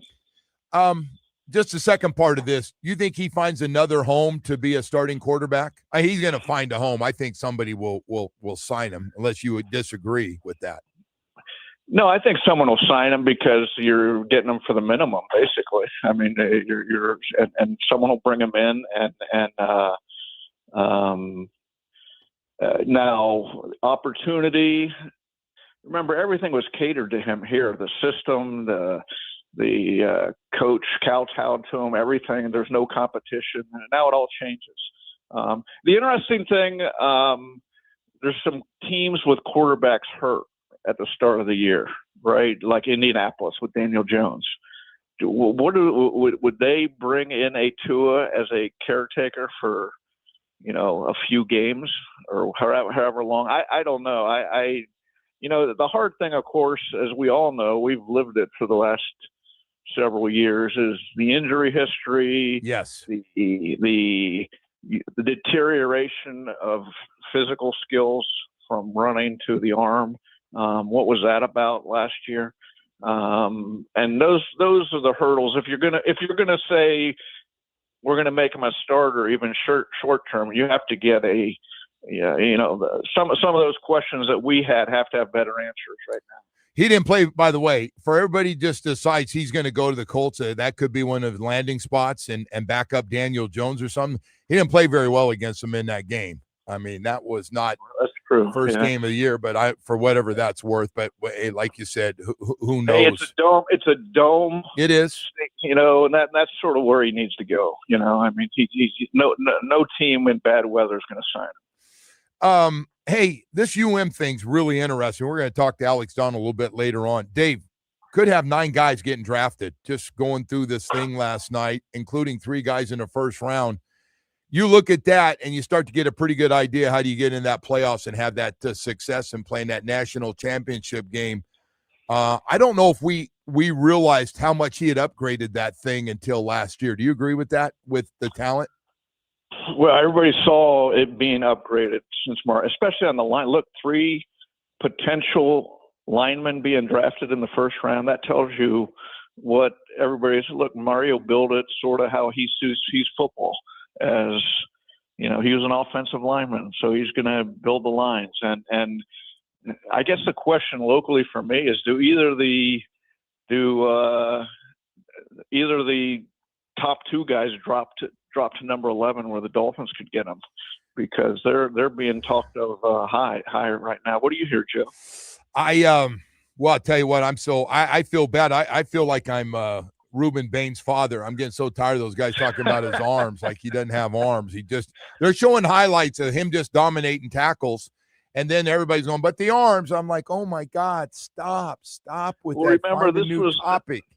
This was the topic of the left tackle for the Patriots. Yeah, same deal. Yeah, right. And so there are all sorts of measurements that the pros have that are That's different. True. But he is a force of nature. At least he has been in college, and I'd assume he will continue to be in the pros. Yeah, that's a really, really interesting one for sure. Hey, so I got in this with Ira, and I'm not throwing Ira under the bus with at all, but just talking to him yesterday. We were talking about Heat, obviously, and getting in these playoffs and realistic chance. They got to take care of these games like they did last night, winning by 26 against Brooklyn. You got to beat Brooklyn's not trying to win. They want to get one of those top picks. You got to beat those teams up when you play them. They're half a game out of 6, and that's where they want to be. They want to get out of this playing for the first time in 4 years, get back into the normal playoff 6 spots. And hey, I don't know about you, but I would take it if they get to 6 and play whoever the 3 seed might be. I'd rather see that. I'm not just going to sit here and say, oh, they got no shot to beat any of the top teams. I mean, that's the goal of Pat Riley and those guys is to get one of those 6 spots. The playing thing is not sexy, and I get it, and I agree. It's a kiss of death, but what are your thoughts on it? Well, given the options, you'd rather be the 6th seed than playing. So there's sort of the Heat way, in the way I define it is they try to maximize every season. Okay, and so that's what you're supposed to do. Yes. Yeah, maximizing this season would be a 6th seed. Now there's that, and that's sort of the small picture. The big picture is I still remember after they went to the finals and lost the most recent time, there was Pat Riley sitting up there saying, look, I'm not going to get warm fuzzies that we went to the finals. The idea is to win. Yeah. So they are. That's true. You can say, yes, absolutely, beat the teams in front of you and get the 6th seed. And that's the maximum, that's maximizing this year. But let's not pretend this is what this franchise is about. I agree. Okay. I mean, they aren't going to – this really, in the big picture, doesn't mean much to them.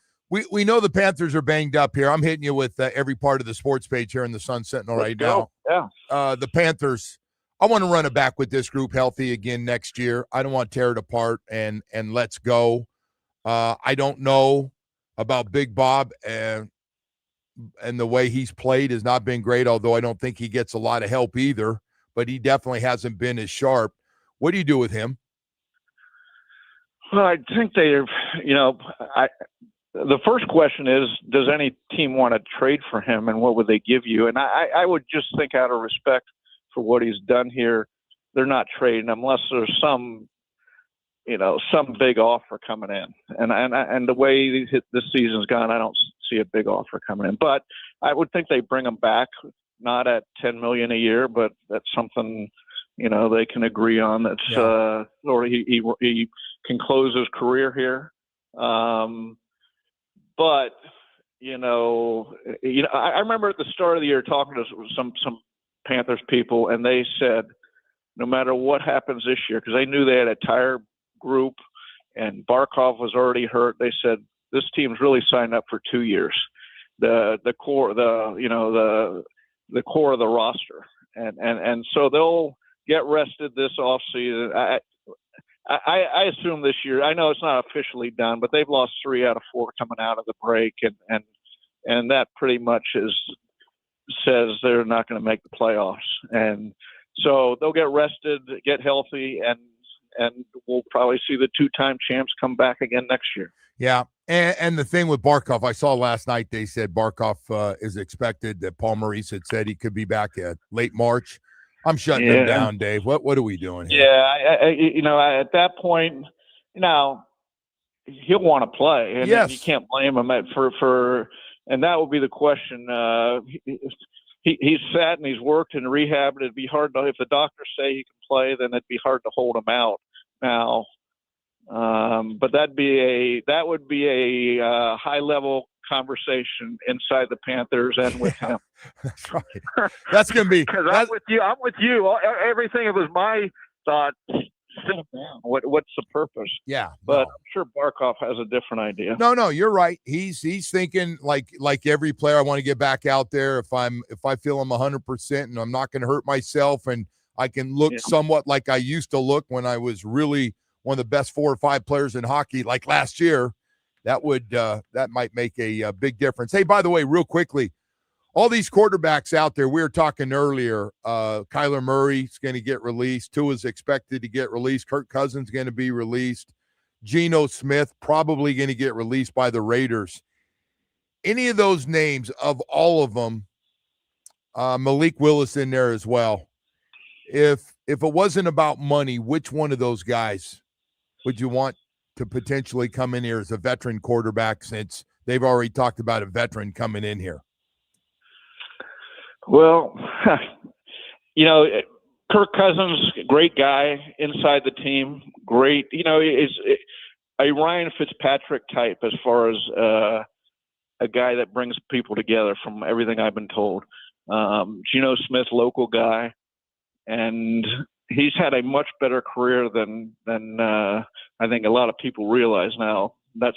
He had a bad year last year. I said that. I said that this morning. Geno's ended up having himself a really nice career. Yes. Yeah, he has. He went on, and the fact that he had some really good years with Seattle. But I'm curious. Here is the next question on the docket for me is, what do the Dolphins think of Ty Simpson out of Alabama? And that's assuming they can't get Malik Willis, and I'm looking at the money that Arizona has, and their coach is the brother of the Green Bay coach, yeah. And they brought in the offensive coordinator. So there's the team that it looks as well situated internally with the people as Dolphins are. So is Arizona, and they have more money. So what do these people think of Malik Willis? I don't know. Yeah. We're going to find out. But what do the Dolphins think of Ty Simpson? I mean, if 1 year starter, 15 games at Alabama. Not big, 6'1", 211, I think. So, but that's the work that really needs to be done before I get to. I guess they're going to have to bring in a veteran, but it's just, the Ryan Fitzpatrick thing is great. I love covering Ryan Fitzpatrick. I love listening to him. But he was awful for the Dolphins because he won at a time they were, which I hated. They were tanking.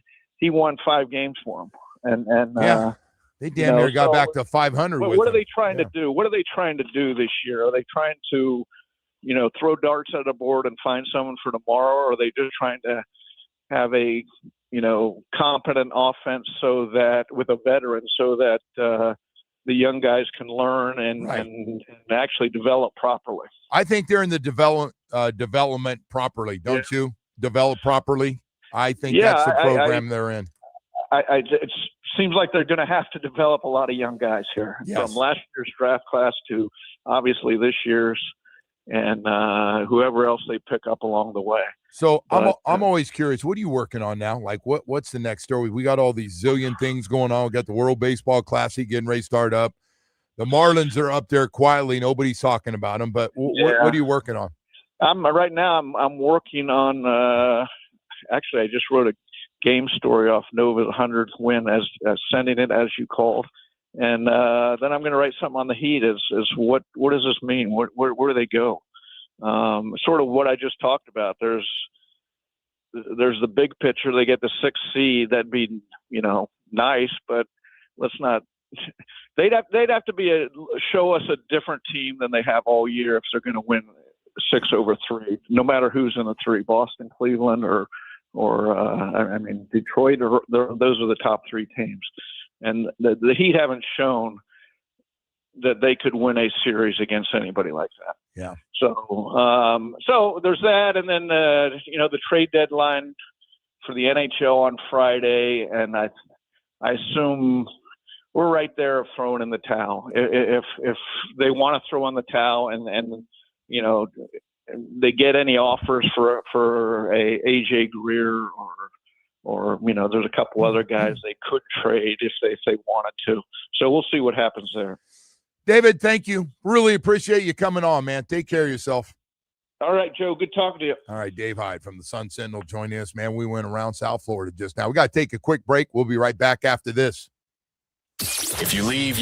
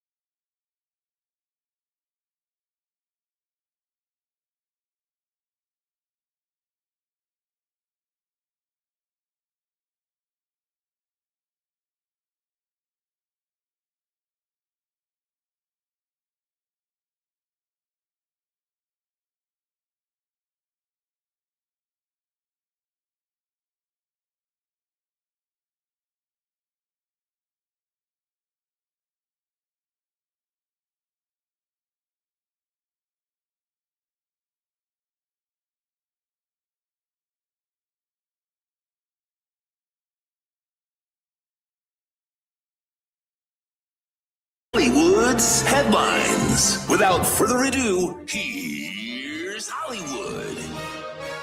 All right, Woody, what do you have for us here today? All right, Joe, we got a story here that we're going to follow in the coming days, but the Hawks are having a Magic City night promotion at one of their upcoming games here in mid-March. I saw this, yes. Yeah, are you aware of what Magic City is? Yes, I am. Yeah, so it's a very famous adult club in Atlanta, and they have said it's a tribute to a cultural institution. T.I. is going to make an appearance, the rapper. You can have whatever you like. Exactly. There will be themed merchandise, and it also says they will have the lemon pepper wings. Couple free dances. Yeah, there's the shirt Jamie's putting up on the or the hoodie that they're going to sell. I saw some people weren't real happy about this. Yeah, this guy Luke Cornett for the Spurs. Now, he's not even playing in this game, just whining like a baby about it. Just to give you an idea of how fans think, Joe, the game had a get-in price prior to the announcement of $10. The now get-in price is $94 to that game. So clearly there has been a positive response in the market. Now the question is, do the Heat do something along these lines? No shot. Okay. No shot. Nothing. Okay. What do you think? Tootsie's night. 11 night. I don't know. You don't think so? So help Booby me out. Trap night at Help the, me out on the 11 because everybody's now celebrating. I can't help you out. You know what you'd have to call? Can I just finish before you cut me off? Yes. So Club 11 used to be Club Live. Now it's Club 11. Is it a regular club and a strip club? Is it have two parts to it? Like it's just a normal club with food, and then on the other side of it, it gets a little naughty. Is that? I guess I was just saying. Or you don't know. You need to call Monroe. All right. He would maybe be able to give you a little bit of a better scouting report on that. Because everybody goes to 11. It looks like 11's okay. I have not been. So you'd have to. Kachuk, I'll tell you about it. Yeah. No, Matthew all the Kachuk. celebrations, hockey celebrate because they're the only ones winning lately here. They've had their parties there. You can go check it out. Maybe for lunch. Just tell your wife you're going to lunch.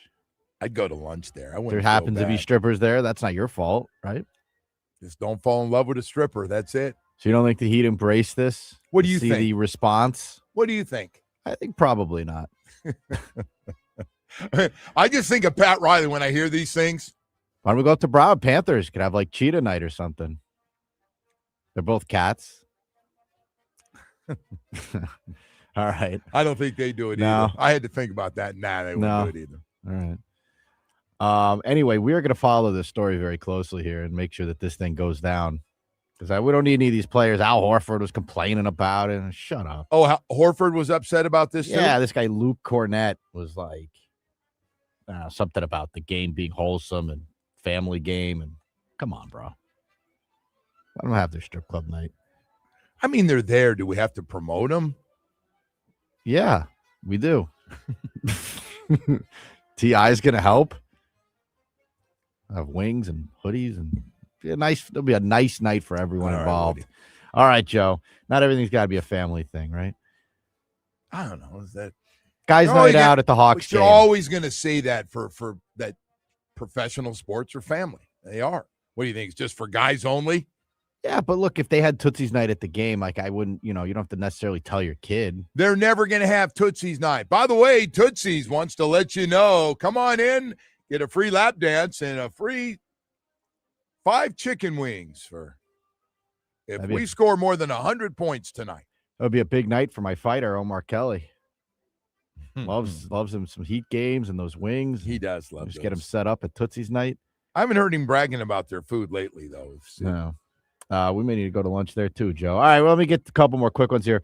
Jurickson Profar from the Braves flunked another PED test, and he is looking at a full year suspension now. Yeah, that's it. And giving up about a $15 million salary there. So, God, is that what it was? Yeah, pretty smart. And then, Joe, real quick, I know you're getting close to this, but seniors over 80 who eat a specific diet may be less likely to reach 100 years old. It says older adults who avoid meat in their golden years may be less likely to reach age 100 than their meat-eating counterparts, new research suggests. All I can say is I grew up in a family that we had a lot of meat, and not just once a week or something. We probably abused it there, and the deer meat and all the other stuff that we had. But my dad's 92 years old.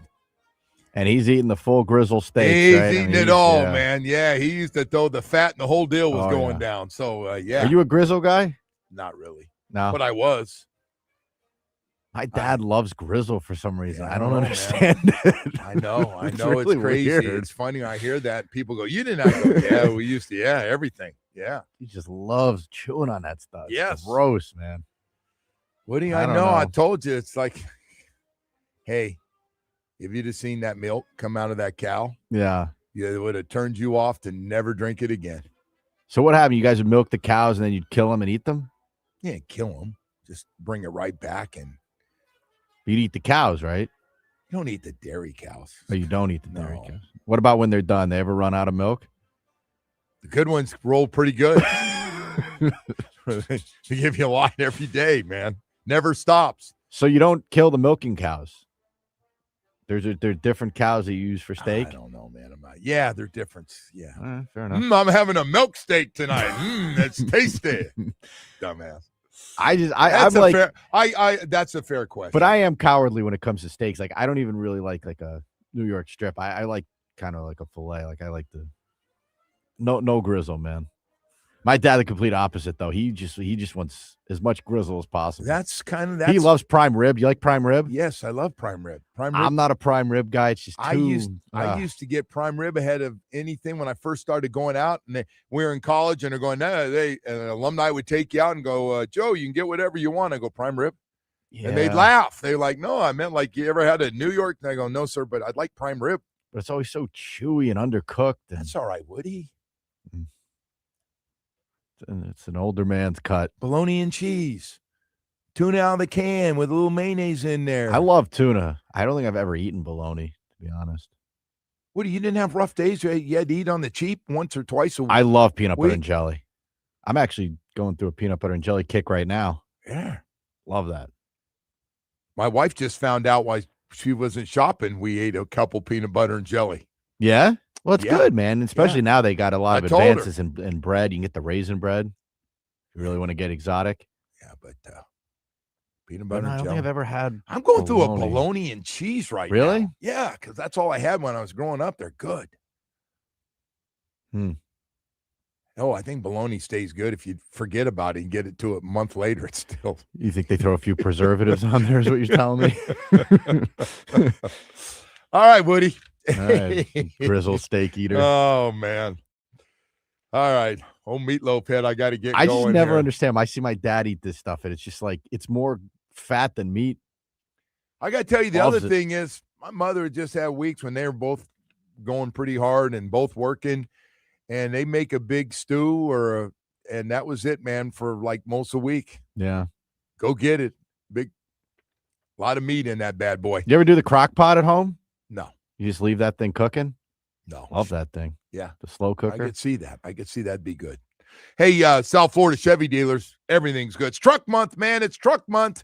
We are jacked up, and why not when you got the Colorado and the Silverado trucks and everything in between, the rugged Colorado and its highly capable Silverado 1500, the powerful Silverado HD, and the, oh my gosh, the Silverado EV now. Visit your local South Florida Chevy dealers to see yourself. Take a test drive. Find out what it's got everything you need. It really does. When you look at durability, strength, power, style, capability, it's got it all, man. It really does. It doesn't matter what you need a truck for. It's like they've custom made a truck perfect for your lifestyle. Between a Silverado, boy, you could never go wrong, man. It's got something for everybody. Hey, you work 7 days a week and you need a truck that works as hard as you do? Well, we got them.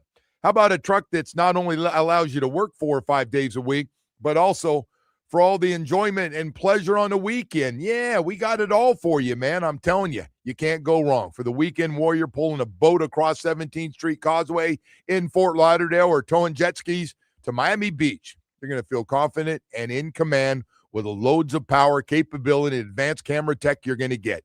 I'm telling you right now, we got a truck for you during Truck Month. Just stop by one of the 14 dealerships, South Florida. Chevrolet, together. Let's drive.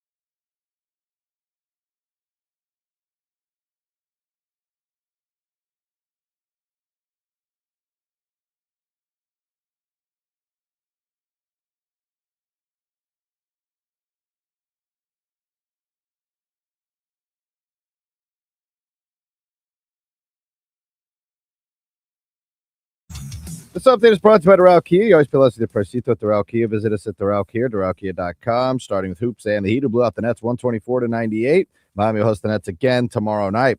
And tonight, the 22nd ranked Miami Hurricanes will be in Dallas, take on SMU. Tip-off is at 7. The game can be heard here on WQAM. Over to the Panthers, who fell to the Devils 5-1. Next up, the Cats will head to Columbus tomorrow night.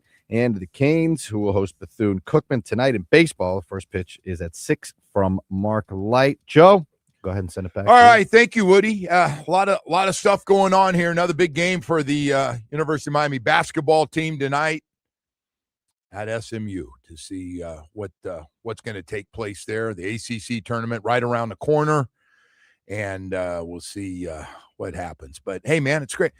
I got to go back to this, and Dave Hyde, since he teased us, he's getting ready to write about this too. Like, I got in with this with Ira too, and I don't read in this. Like, hey, man, and I'm not trying to call anybody out or anything. It's just, if you got a chance, and I get that this team has nothing in common with any of the other teams that have gone to the finals or championship with the Heat. I get it. They don't have that one guy. I get it. This is not a combination of Shaq and Dwayne or Dwayne and Chris and LeBron. I understand that. Hell, this team is not Timmy Hardaway and Zoe. It's not. And those teams never got it done, but they were fun as hell to watch, man. Nobody ever complained about how good and how much fun the Hardaway and Alonzo and all the other PJ Brown and the rest of them. Those teams I watch those teams every day of the week. Every day of the week. And Pat Riley knows he doesn't have that right now. But when they all get together and they have their little meetings when the players are away from them, their goal and Spo's goal is to get them in one of those top 6 spots where you at least have a chance, and I get it. Whoever the 3 seed's going to be, you're not going to be favored. I understand that. And they've lost to a lot of bad teams, and that's been one of the knocks on them. And not to mention, haven't always had great records at home, which you need to have. And nobody's going to sit and tell me, I don't care, well, you beat up, what, because you beat Washington and you beat Brooklyn. And well, hey, man, you beat who's in front of you? Because last time I checked in standings, it doesn't say, well, I beat Washington and you beat San Antonio, so you're ahead of me. That's not the way it works, man. It's wins and losses. And it all averages out. They have some good wins. They got some really bad losses, too. I'd be the first, including recently losing to Utah after they purposely benched their guys to the point the league said, you can't do this anymore. We're going to fine you. You can't try to lose on purpose by not playing your best players late in the game. I'm sorry, and I get it. And we all set back, even our spoil riders like Dave Hyde and Ira and those guys. I get it, what we're doing. This team doesn't look, and we know what it looks like when it's really good, and LeBron's here, and Chris is here, and Shaq comes in off the big truck, and there's D. Wade, the greatest closer in the history of this franchise. I get it. I understand it. We don't have that guy, and we need to find a superstar. We do. I totally agree. We still need it. But that doesn't mean the goal shouldn't change of get one of those top 6 spots. We're going to be lathered up. Our fan base is going to be really excited to get a top 6 beat. I get that there now that we've seen this play-in thing and we're always in, it's not very exciting. But I mean, I do like the play-in tournament. It's interesting, but okay. But I don't like it's added. It's if added I had a couple my choice, more spots. I would love to get the Knicks. Okay, I would too. We need that rivalry back a little I don't bit, know man. where I that didn't thing look, needs a little juice. I didn't look at the Knicks are third, so if the Heat move up to that 6th spot. Hey, if that was it, but like nobody can tell me, and I get you been here, and well, I've seen what it's good, and so what if we get, I mean, this kind of goes back to Dolphins get a wild card. Look at, man, I know. I've seen the last 3 times we've had a wild card and been in the playoffs, we've lost. I get it. I was there. It was cold, and we got our ass kicked. So, yeah, Kansas City, Pittsburgh. Yeah, I've seen it. Buffalo up there, even though it was a good game. But we lost. We lost them. I lost all of them. But at least we got there with, you got to have a chance. And I do agree. You probably can't win if you keep doing this wild card and going to cold weather teams. You got to win the division. I agree.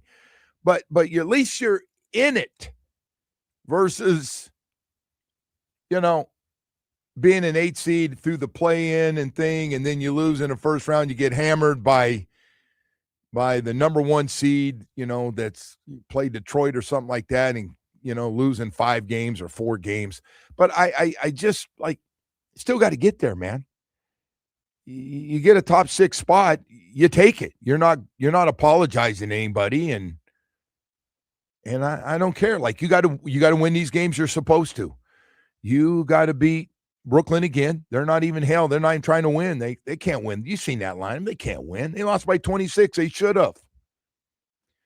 So, but this thing about, so what? Here we go. And, and he now Hyde's, my buddy Hyde's doing this to me. Well, it's not. That team's not going to win. I know, but Dave, you can't just win it all every year. You got to get some time. Hey, take this group. I agree.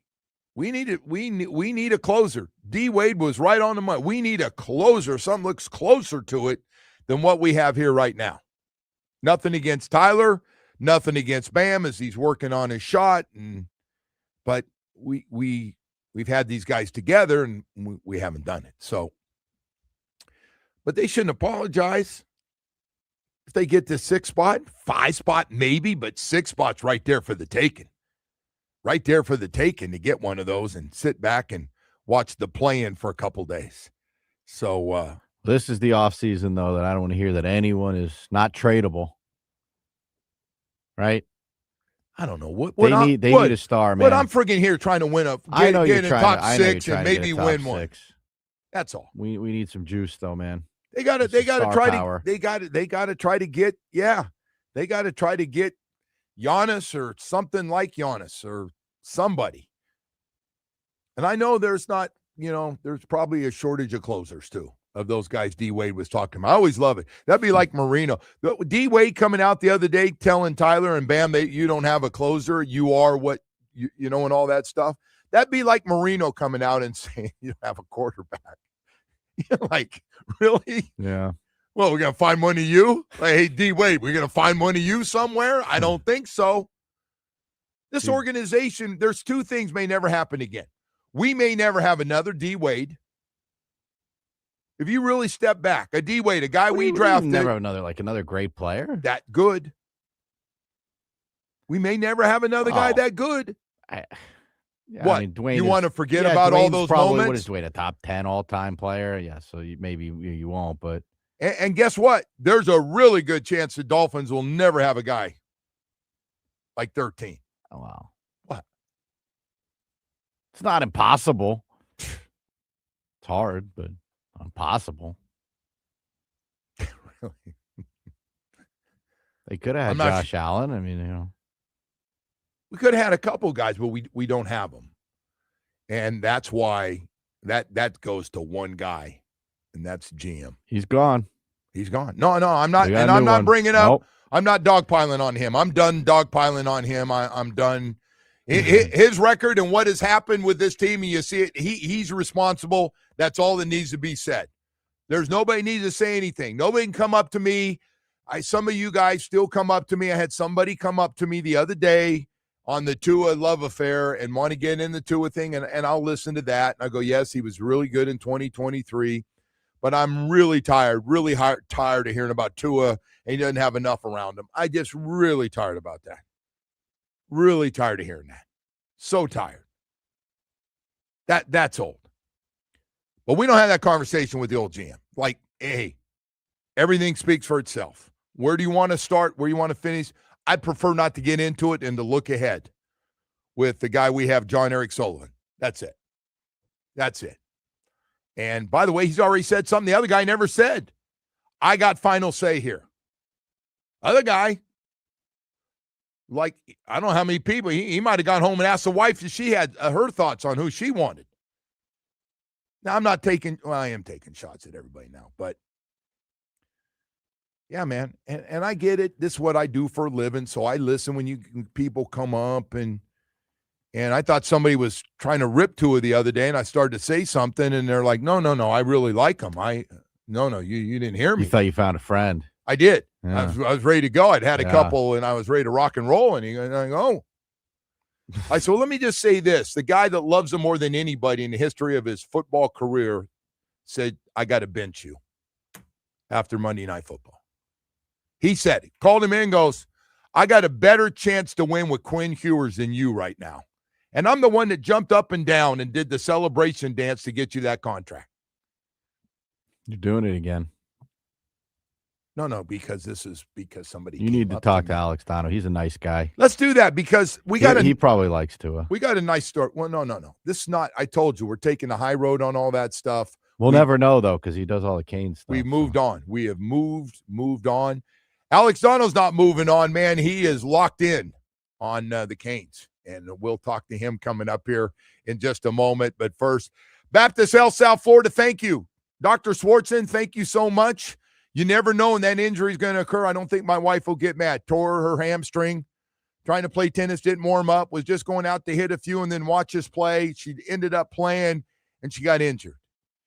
And Dr. Swartzen, like he does, came quickly, took care of her, checked it out, saw the rip in it. We got going, got it taken care of, and just a great experience. Baptist Health South Florida, this is what they do, man. I know, and Dr. Swartzen, team doctor with the Dolphins and the Panthers, but that's not about what I'm talking about. I am talking about Baptist Health South Florida Sports Medicine Program. It's one of the best, and it's not just for the old guys, for the Miami Dolphins, for all of us to enjoy, including where the pros go. Enter Miami, the Heat, the Panthers, the Miami Dolphins, FIU, FAU, the Miami Open coming up. You'll see Baptist Health South Florida doctors out there with the tennis players, both the women and men and women. And I just want to let you know it starts, and you get to have a top program when you hire some of the best specialists in the country. And I don't mean just one. I'm talking about a whole team of knee doctors, shoulder, foot and ankle, hand, back, hip, and knee replacement doctors, Achilles doctors.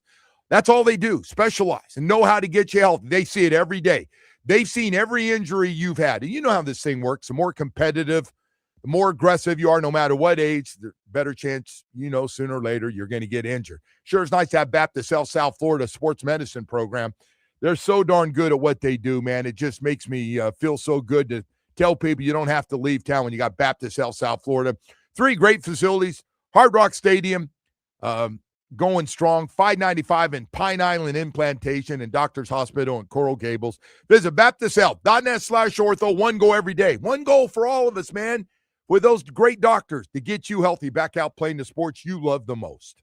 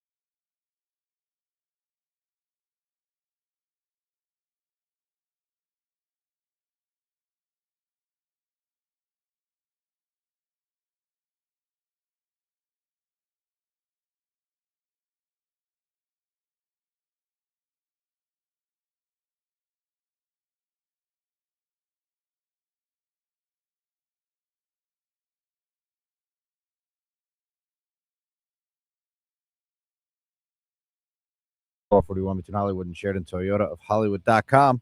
You know, I'm sitting there watching on NFL Network, watching the Combine. And then I'm watching interviews that are being done with Canes guys. And it got like, it's the best story we have in this town right now. And I'm not taking away from Inter Miami, who won it all and has Messi. But the best story is Canes football and what we just had. And I thought it'd be a great time to bring in Alex Donno, host of Locked On Canes and Locked On the ACC podcast.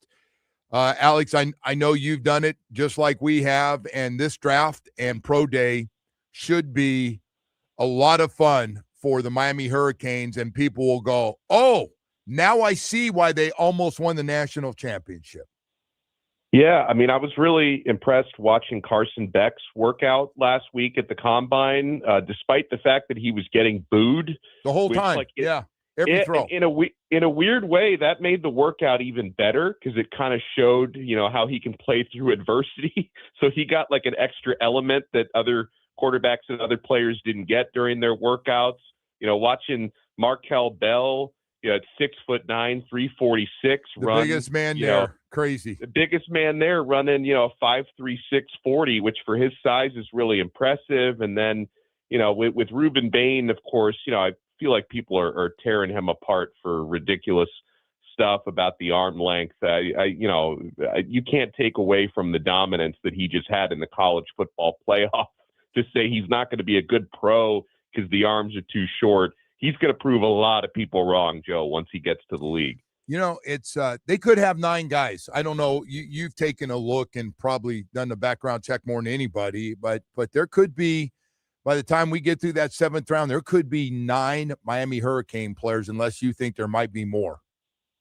I think that's usually the number that we come up with is 9. And, even some of the guys who get taken, later on in the draft, like Inez Cooper, I think is someone who doesn't get talked about nearly enough, who it was 4 years as the starting right guard at Miami. And really, he plays with a nasty streak, and he's a great leader as well. I think there's going to be some good players kind of taken towards the back part of the draft as well. A couple of defensive backs that I really fell in love with last year, Keontae Scott, who should be on the earlier side, and Jacoby Thomas at safety, who had a great year. And then, the ones everybody talks about, of course, I'll throw Akeem Mesidor into that mix as well. It seems like he has probably played himself into the first round, Joe, or at least possibly gotten himself into the first round with how well he finished the year. This is one we're going to look back at this draft class and say, hey, these are the players, especially in the case of a guy, like Bain and like Mesidor and like CeCe Mauinoa, that these are the players that really helped Miami bring them back to prominence. That this was, Coach Cristobal bringing in the players who laid the foundation to put Miami on a run of dominance again. And I think we're going to remember this draft class really fondly. Yeah, boy, yeah, it's a good point. Very, very good point. So I want to ask you, and I know it's early and we still have the pro day March 23rd, which, by the way, is going to be just a blast with everything going on compared to last year. We had the Cam Ward watch and that. Now you've got a whole bunch of guys. But who do you think will be the 4th player taken? I think we all agree Bain, Mesidor, and Maui Noah. Not in that order, but those 3 guys go first. Who do you think's the 4th guy taken of this group of guys? Yeah, I've been of the mind that it should be Keontae Scott, Joe, coming off the tremendous season he had as Miami's starting nickel corner this year. I mean, not to say that that's like necessarily a premium position that you would invest like a first-round pick in, but I think he's shown enough positional versatility. The way he blitzed last year, Keontae, the way he had a nose for the football with all the big interceptions and forced fumbles he was able to create this past year. I think Keontae Scott is a truly special player, and I've kind of been of the mind that he could be the 4th guy taken. I've given a thought to Markel Bell with the way he's been ascending lately, but I don't know. I mean, I talked to a Pro Football Focus analyst last week, and they think he's still maybe a little bit more raw compared to some of the other O linemen. I mean, the perfect example is CeCe Mauinoa, who's the most polished guy you're going to find in the draft, where Markel obviously has the unique upside of his crazy size and the way he's able to use that to his advantage. He's got one of the best arm lengths and wingspans, and he's 6'9". Yeah, he's got one of the best ever.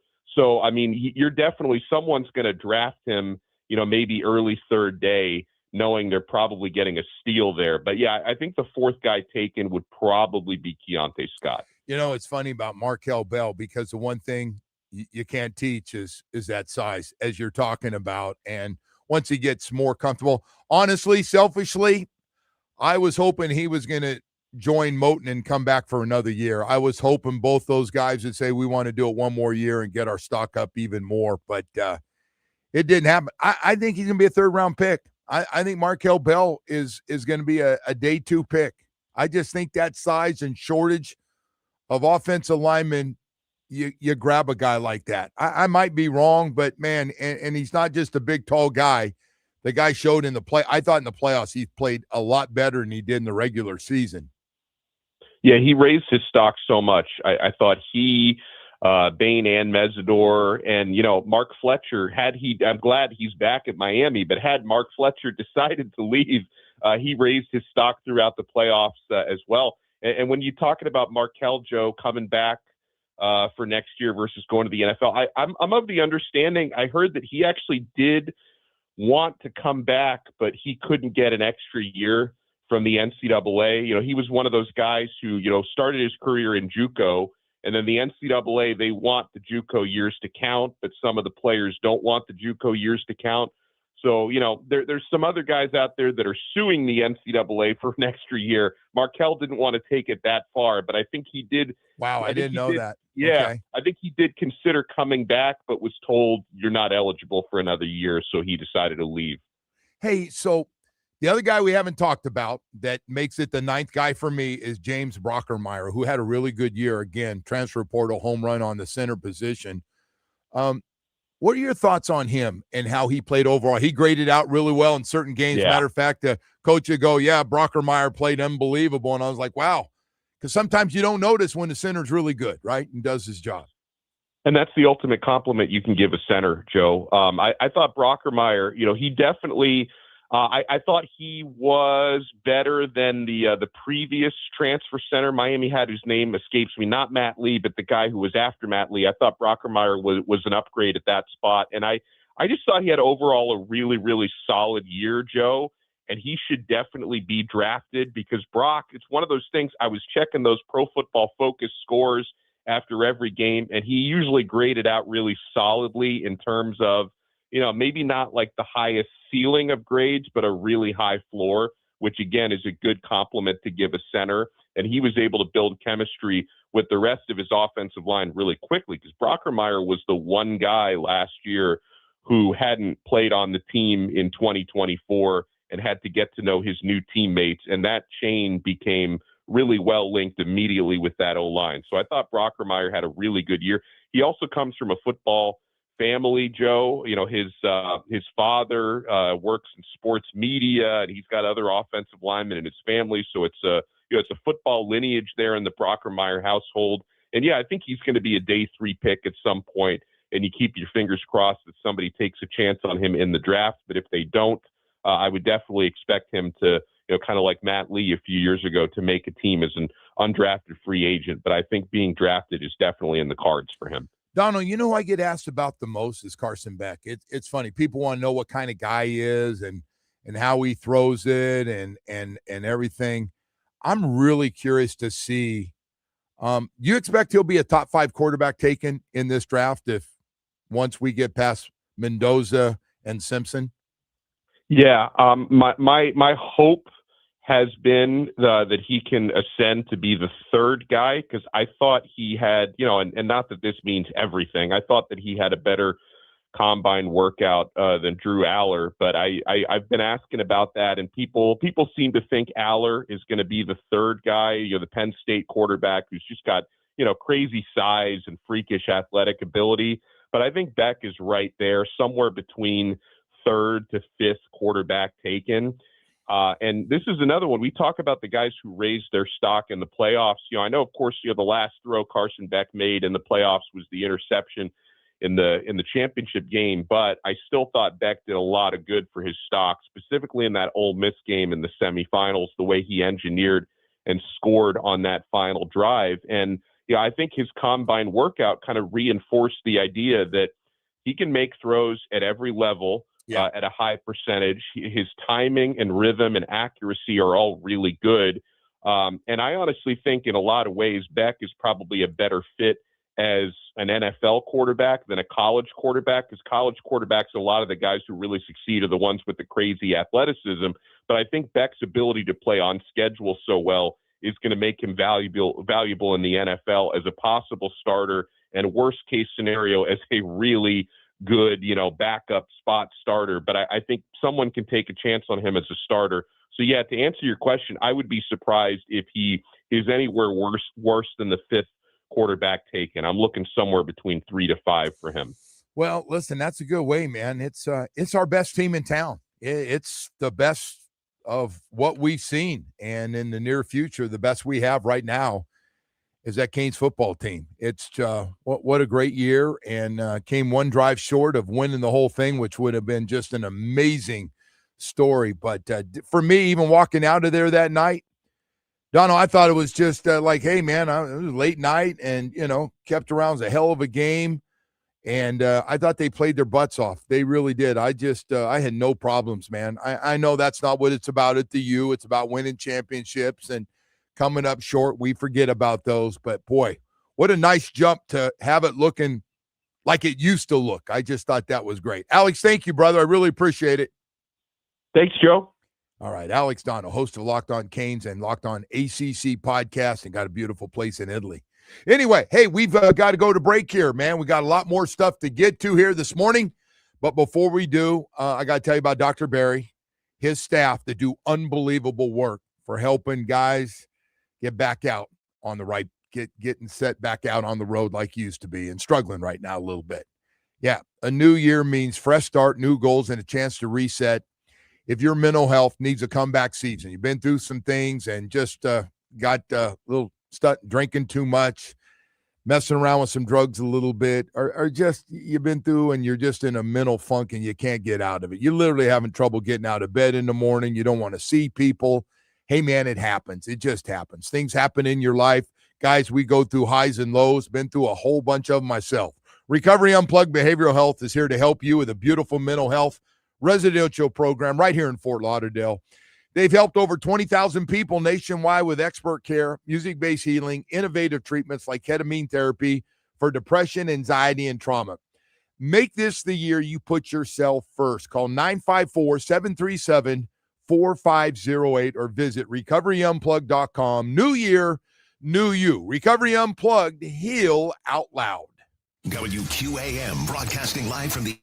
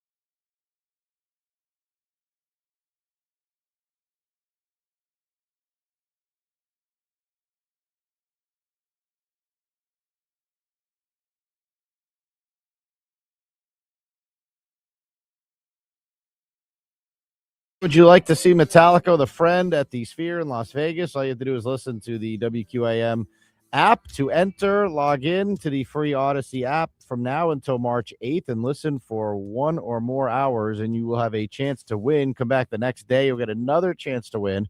1 chance per day. Winner receives airfare for 2 3-nights hotel stay and tickets to see Metallica at the Sphere in October. All thanks to Q Prime. For more info, go to Metallica.com. This is a national contest, Joe. There you go. Long shot. Good trip, though. Great trip. Everybody if you loves get Vegas. It, hey, listen, if you feel lucky, go for it, man. Yeah, Sphere is dope. Like it is Tua dope. would say. That's the new thing we got to do. That dope thing's been around for a while, though. Yeah. No, not he the just dope. He made it but, popular, though. Yeah, no, but he owns that. That would be dope if I could go somewhere else. Hang in there, pal. You're about ready to have it happen. Just hang in there. Speaking of dope, we got Heat tickets to give away whenever you're ready. That's dope. That is dope. What do you got? What game? Dope. Pistons. Oh. March 8th. Pistons are good. Oh, are they? How about Detroit, man? Got a nice basketball team. Yeah. You want to do it in the 9 o'clock? I would do whenever you want. Let's do it right now. Let's right now. Let's do them. You want to throw them a little How about we should do this? Name one player on the Pistons. All right. Good job. That seems like a Get him thinking. Decent trivia question. That'll take him at least 5 seconds before right now. There's a former Heat player on there. We should throw that out there. Why don't you make it that one instead? I was going to go with any player, but I like that whatever one better. you want. You want just the former Heat player? Just because I saw him play the other night. Okay. I almost forgot he was on there till recently. On that they do. Team. He is good. I can't say his name because he was the number 1 overall pick. Was he? I think he was number 1. Yeah, all right. Cade's really good.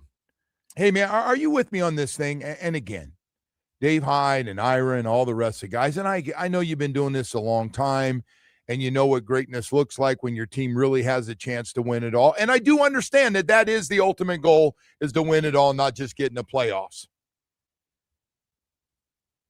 But, man, you can't – not everybody can be a 1 or a 2 seed, okay? And they're clearly not that. And they're going to be in a dogfight to get that 6th spot. But if they get that 6th spot for the first time in a few years now, they don't know anything but that play-in recent years. Man, just to quickly answer your question before I get to these chance to 3 and 6 would be great. All right, what do you I find this season to be incredibly disappointing just because of the way it started. And it looked like team was coming together. It looked like they had gotten over the Jimmy Butler cloud and just felt different to start the season, right? Now they're putting up 150 points every night. Well, 147, but yeah, I got your point. Yeah. You know what I mean? But it just felt different to start the season. And now it's come back down to this. And it's, to me, that's the disappointing part of it, is because it felt different. It felt like they were playing, without the, whatever the restraints of the Jimmy Butler deal, right? We were concerned before this year started that they weren't going to have a closer or the guy that could close that game. They don't have that guy. They just don't. They don't have it. Hope we get it. We need a superstar. I totally agree with everybody. We need that one guy. We do. We don't have him. It's not Bam. It's not Tyler. We don't have him. We had good players. Just win as many games you can, though. I know that. They know that. They know they've got to do something if they're going to get back to where they've been in the past. They know what it looks like. They know the kind of guys. We had a bunch of them on this team. Hell, we had 2 Hall of Fame centers that played here. We know how important that is. We had 3 Hall of Famers play together. Hell, 1 still playing. They know that. Hell, even the Zoe Hardaway teams, they never won a championship. There's nobody here going to go, man, we came up short. That wasn't any fun. Those teams are fun to watch. They battled you, man. Get some of those back. So anyway, I get that this team doesn't have that kind of talent. Of any of those teams I just talked, they don't have that kind of talent. But if they can get to the 6th spot, I'm not going to go, I'm not going to watch. They're 6 playing to 3. They got no chance. Of course you're going to watch, man. This top 6 team. Let's go. Let's see what happens. 3 versus 6. That's all. And again, they got to get better. They got to get better players. If we're going to talk about it, they come back with the same group again next year, which they won't, we're going to have the same problems.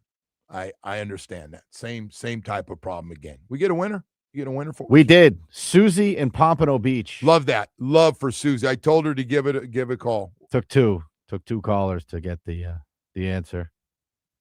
Do you know it? Duncan? That's correct. Telling you. But he was in the doghouse here for a full year. Remember that? He's been through the Spo doghouse. well, it was defensively. It was his defensive problems. Yeah, well, The guy worked on he's his a shooter. game, man. Listen, the guy worked on his game. defense is overrated. The guy's a shooter. That's what he does. But if you're going to be on Spo's team, you just can't be a shooter. And look at Tyler Hero. They get on him for not playing D, trying, but not playing. Anyway, hey, listen. Just go win games, man. You got the first one. This team should be stuck on 15 wins for a while. Get another one tomorrow night, and then head to Charlotte. Then you come home for 4, and then you get the big test, man. You get the Pistons. Get the Pistons and see what that's going to look like. Hey, World Baseball Classic starts this Friday. It's going to be here, man. Netherlands and Venezuela going to kick this thing off 12 o'clock Friday. So I will just say this. If you love baseball, our craziest crowds we've had have been by far this World Baseball Classic. And it should be a lot of fun no matter what game you're going to. The atmosphere with the DJs out there and just the whole thing. And of course, Dominican Republic will be playing as well. 7 o'clock game that night. So DR is one of the favorites to win this thing. If I was to ask everybody and you follow Major League Baseball, you wouldn't be surprised if I told you USA, Japan, and Dominican Republic are the 3 favorites. That would not surprise you if you follow and you got a pretty good idea where all these players come from. Sometimes people aren't sure about DR because some guys think they could be Puerto Rican or they could be Venezuelan, but Dominican Republic is loaded with talent like the USA. And that team from Japan, I'm going by the starting pitching that we're seeing in the big Is leagues Otani right pitching? now. Do we know yet? Ooh, that's a great question. I don't know. I got to tell you, watching that happen late in last season, I'll bet you his buddy on the team, that guy was lights out for the Dodgers. I thought watching Otani pitch in the postseason was, dude, he's doing just stuff incredible. Doing stuff we're never going to see again. Yeah. Pitching. Well, I thought they were crazy to let him pitch after he had You've hit me with surgery. a lot of never going to see again today. You know that? What You hit me with never another Dwayne Wade, never another Marino, and now never another pitcher/hitter. I have done 3. That's the Although- first time I've done 3. You think we'll see another player that pitches and plays every day?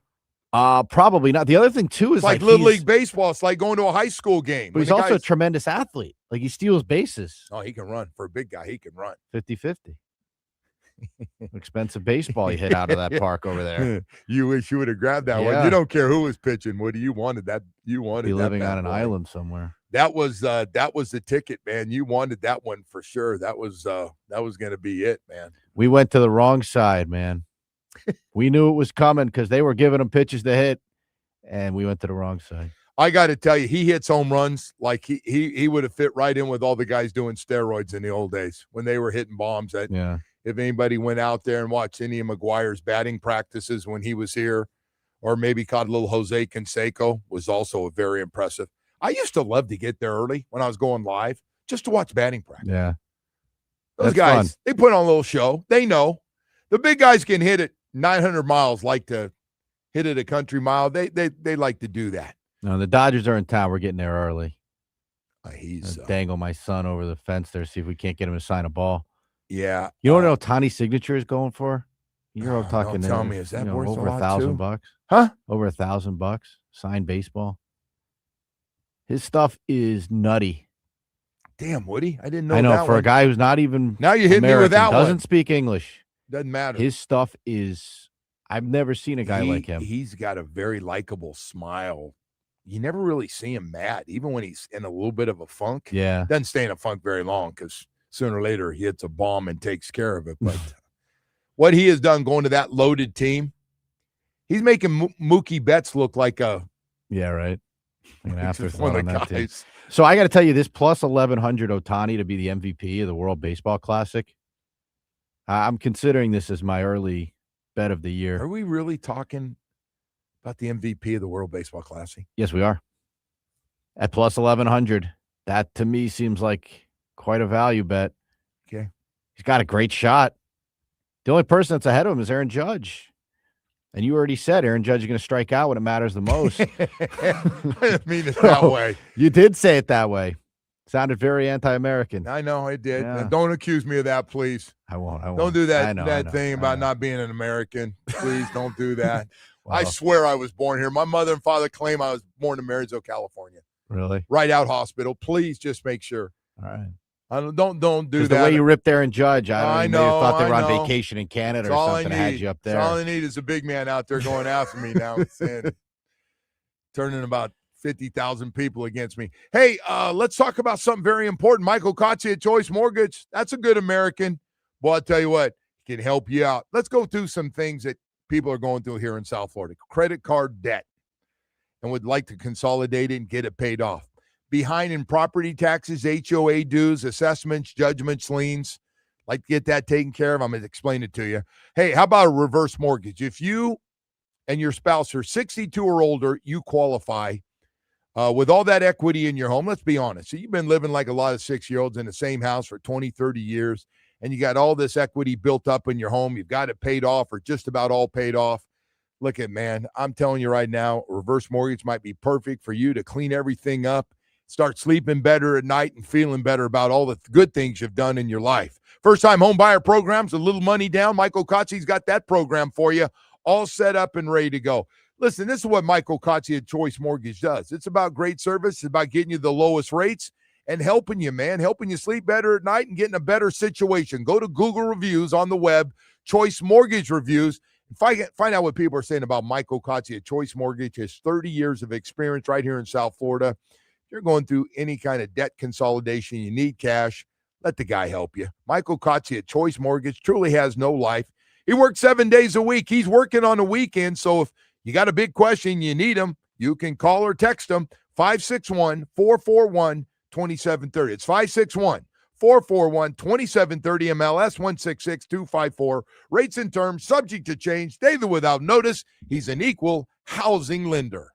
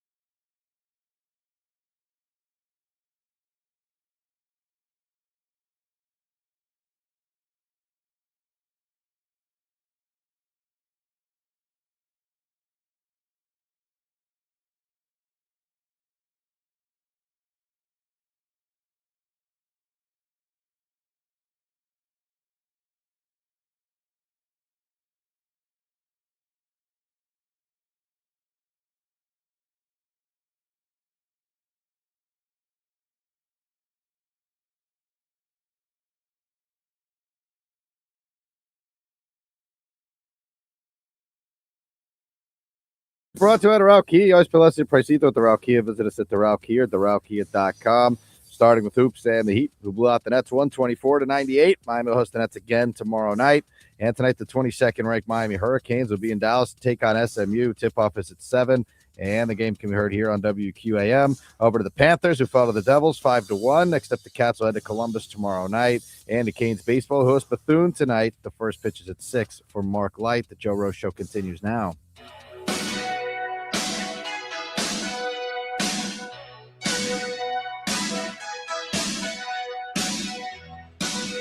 All right, welcome back. What if I said I want Japan to win this? I know. I was trying to give you an American flavor here, trying to make the show a little more Uh, patriotic after you said Aaron Judge going to strike out and lose. I could get stirred up and say I want Puerto Rico to win. That might get everybody fired Yeah. up today. I don't know. Well, that's how kind of an American win. But Oh man. Anyway, Aaron World Judge's gonna Baseball be just Classic. fine. All right. Hey, it's gonna be a fun event, man. And I think these guys know when they play for it. By the way, that if I happened to watch yesterday, if you watched the United States World Baseball team play against San Francisco, You watched that this, in a spring training it game? was a home run derby. I mean, Mm-hmm. it was a rough one, man. MLB Network? Yes. Have we found that? No, I don't know if it was on ESPN or if it was Okay. World Baseball Classic. That's a good question. I'm not sure. All I know is they beat up that San Francisco pitching pretty well Yeah. in spring training. Well, that's good. Yeah, It's a good sign. So anyway, hey, it's going to be fun to watch. It's a great event. They put together a great event, and it's great the fact that we're having it down here at Lone Depot Park. A little piece of it, and it's going to be fun. They got some good teams. Go to marlins.com/WBC. You can still get your tickets and go watch, and it should be fun. Yeah, I was looking forward to it until you Oh, trash the best American player we have. He is. He's not a great clutch player. That's No, fine. he's the face of the team, though. He Yeah, puts up big numbers. the Judge. He's not the best player in the game. That belongs to that guy Yes. over having batting practice in Japan right now. That guy. That's why that's the value bet plus 1100 MVP. That thing hits.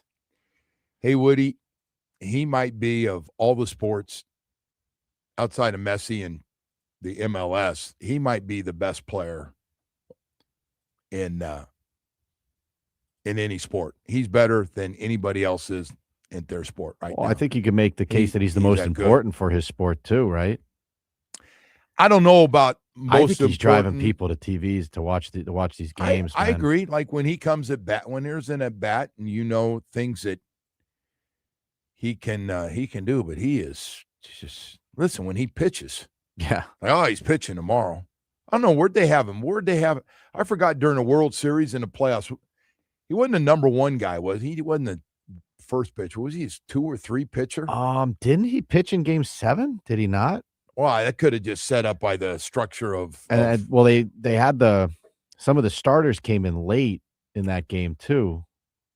I can't remember. I think Well, let me Yamamoto tell came in you, late in one that of game. his former Trying to buddies from remember Japan back. was lights out throughout the playoffs too. God, was he good? Hey, that pitching staff for Japan is no joke.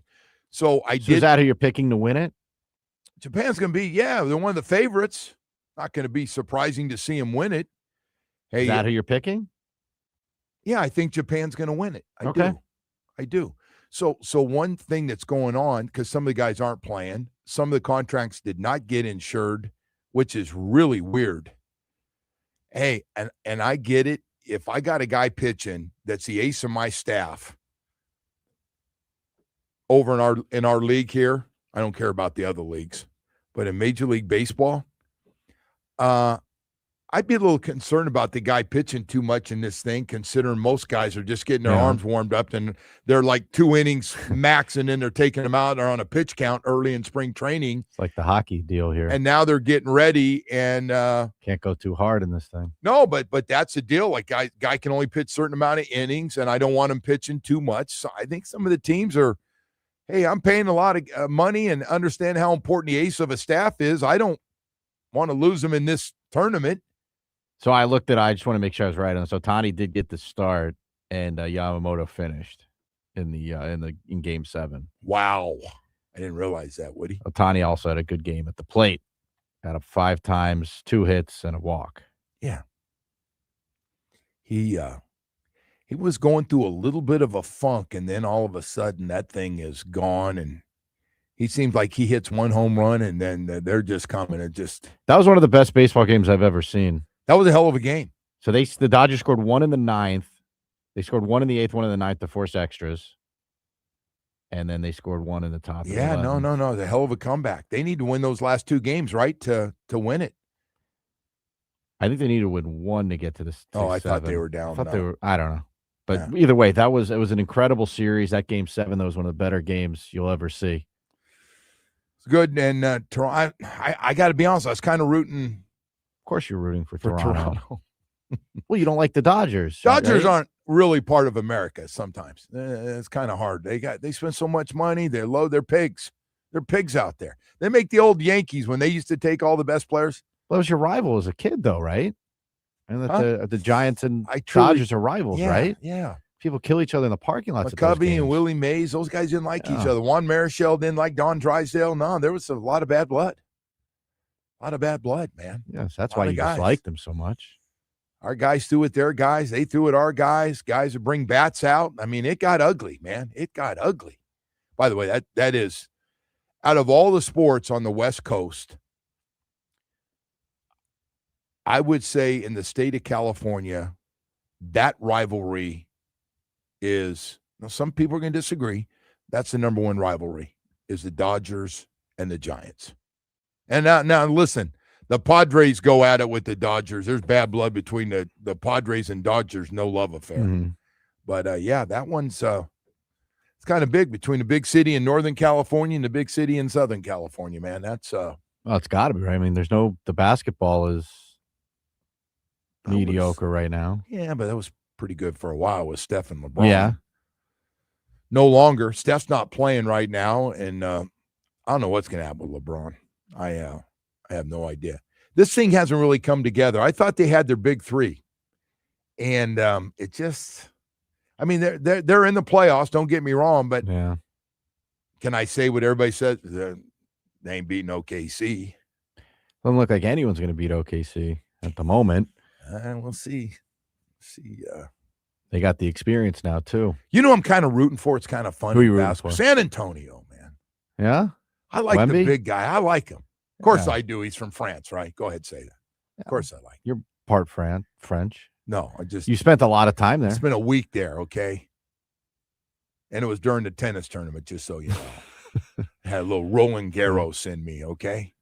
It was great. You're getting less American by the second. I know. Man. It sounds like about ready to buy a home someplace over, right? Put a big fence around myself. Where do you like in France? Like if you were to buy a house in France, where would you move? Woody, I don't freaking know. I was in the city the whole time. Okay.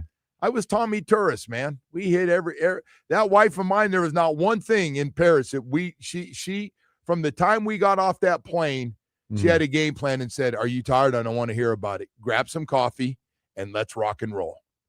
Dropped our stuff off at the hotel and we were out and going. And that girl did not stop. You were a good trooper on that trip. I know you went to all those art museums that you're not a big fan of. You know what, though? I enjoyed that. Did you? I was afraid I wasn't going to like that. You're right. Did you see the Mona Lisa? Yes, but I don't like the big tours. I like if I'm in a tour, I like a small group. I don't like the whole follow around. I don't want to get back. Was the painting was it, better than you thought it would be or something? Yeah, I thought it was going to be a little more than it was. Was it an emotional experience for you to see it? No, it wasn't emotional. No. I have a tough time with that, man. I wonder, going to a place like that, what it would be like to see it. And I was impressed. I hope people don't take this wrong. I was impressed going to the castle and seeing where the kings and all the kings lived and stuff, because that was a whole different lifestyle. My man had the green light to do whatever the hell he wanted to do. Ladies and anything else. It was all accepted. I was like, damn, be the king of France. Not a bad deal. Boy, what out there before we know it. What a friggin' palace that guy put together. Whoever built that bad boy, holy smokes. One of the most, check that, the most impressive thing I've seen. That palace. Yeah. He didn't even live in Paris, man. He lived outside and in the country. He didn't want to live with all those people. Had his own pad out there. Brought the friggin' half the army out there with him. That would be cool to live in a castle. Oh, that thing was. You'd make a good king. You'd be very fair. I would be. You'd be But a you good know king. what? I'd be like a lot of old white guys. I'd probably take advantage of my power. And just you get in those situations and you can start getting away with stuff. I'd probably be the same guy, Woody. It sounds good. You do that here now, so yes, as the king of this place. Oh, Woody, you got that in, man. Sorry, I deserve that. I deserve that. All right, Wood. So you've gone from now saying Aaron Judge is going to strike out to lose the World Baseball Classic to picking Japan to win to saying you want to be the king of France. No, I said if you could. I just said it was very impressive going through the I gathered that you want to be the king of France. No, I don't know that you're eligible. I didn't say that. Do they have elections for that? I didn't say that. I did not say that. But now you're just trying to get everybody going, get everybody all fired up. Somebody that's having a salty day to jump in here and start ripping me like, get the hell out of here. Move away and don't come back. Hey, we've got this quarterback stuff going on. Kyler Murray got the word that he is getting released. And I got to tell you, by the time I finished watching TV, it made it sound like everybody in the league wanted him after he got almost $37 million guaranteed contract. And they're talking about he might go here, he might go there. He just needs a fresh start. He's going to be healthy. He's going to be out to prove something. And then you got to remind everybody, all these guys getting released, there's a reason they're all getting released. It's not by accident.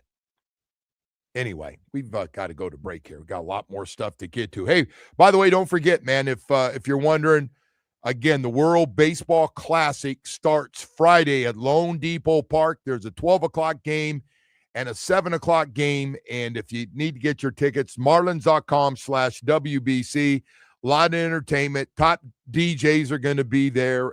It's going to be a heck of a show. So much more than just a baseball game.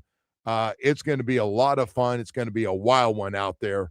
And so if you get a chance, want to go out, watch some baseball early, the World Baseball Classic, you can go to marlins.com/World Baseball Classic. Today's topics are sponsored by Local Plumbers 519.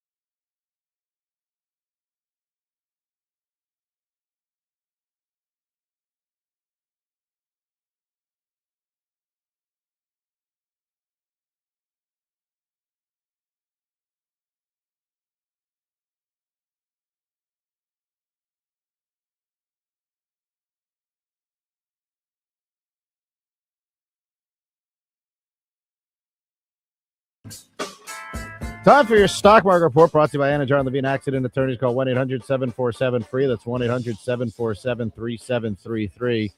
The market is going to open in a few minutes from now. Futures are up. Dow futures up about 100 points. So best of luck to all players this morning, Joe. Thank you, Woody. That Otani thing probably much safer than playing the stock market right now, but you're just asking. See if your financial planner gives you that advice, Joe. I don't talk to my guy. He told me, so it's funny, Dave, who does my stuff for me, has for 25 years, 30 years, whatever it's been. It's the longest relationship I've had, actually, with Dave. And early on, I used to call him every time the market would, he goes, Joe, calm down, man. It's going to go up. It's going to go down. You're going to be okay. You have to trust me. David Diaz, my guy. Call him and ask him about this Otani thing. I can ask him. He loves baseball. Baseball number one, no. He's a baseball lover, man. Would you put 10% of your account on Otani to win MVP of the World I'm not Baseball doing Classic? that. Why? No. No, I'm not doing that. No. You can retire. If it hits. Oh, my luck. Your luck, it'll be Aaron Judge. He'll make you eat your words. That baseball, listen, they're favored for a reason, okay? USA's loaded. I saw it yesterday. That team is loaded. Loaded. I don't know what the pitching's going to look like. I don't know. So the other part of this, I don't know how long these guys are going to be allowed to pitch. They're not going to let these guys go deep into these games. I mean, these guys got, hey, by the way, it's great you're playing in World Baseball Classic, Commissioner. It's a great event, but we're paying them $40 million a year to pitch and be my ace, and I don't want him getting hurt, so don't pitch him too much. Yeah, but I think this is more similar to the hockey than it is to I think any of those all-star games. And it's funny because you were on the other side with the hockey thing. You're like, that's great, let them play. And now with baseball, you're like, no, they're too fragile. You saw Sid the Kid. Crosby's out for a month, right? Coming back. A lot of guys get hurt in Penguins these things. playing in the Olympics got drilled, and plenty of guys got hurt. By the way, and they were funny. He's real close to coming back for that last game against the United States. Then he comes over here. He's out a month. I guess he wasn't that close. Crazy story. Anyway, I do like those games, Woody. I hate and I get it. Like, if it's your guy and he's out because he gets injured in those damn things. But I got to tell you, I enjoy watching. The two of the more enjoyable things I've had watching is Canada and United States during the All-Star break as well as in the Olympics. And the women, too.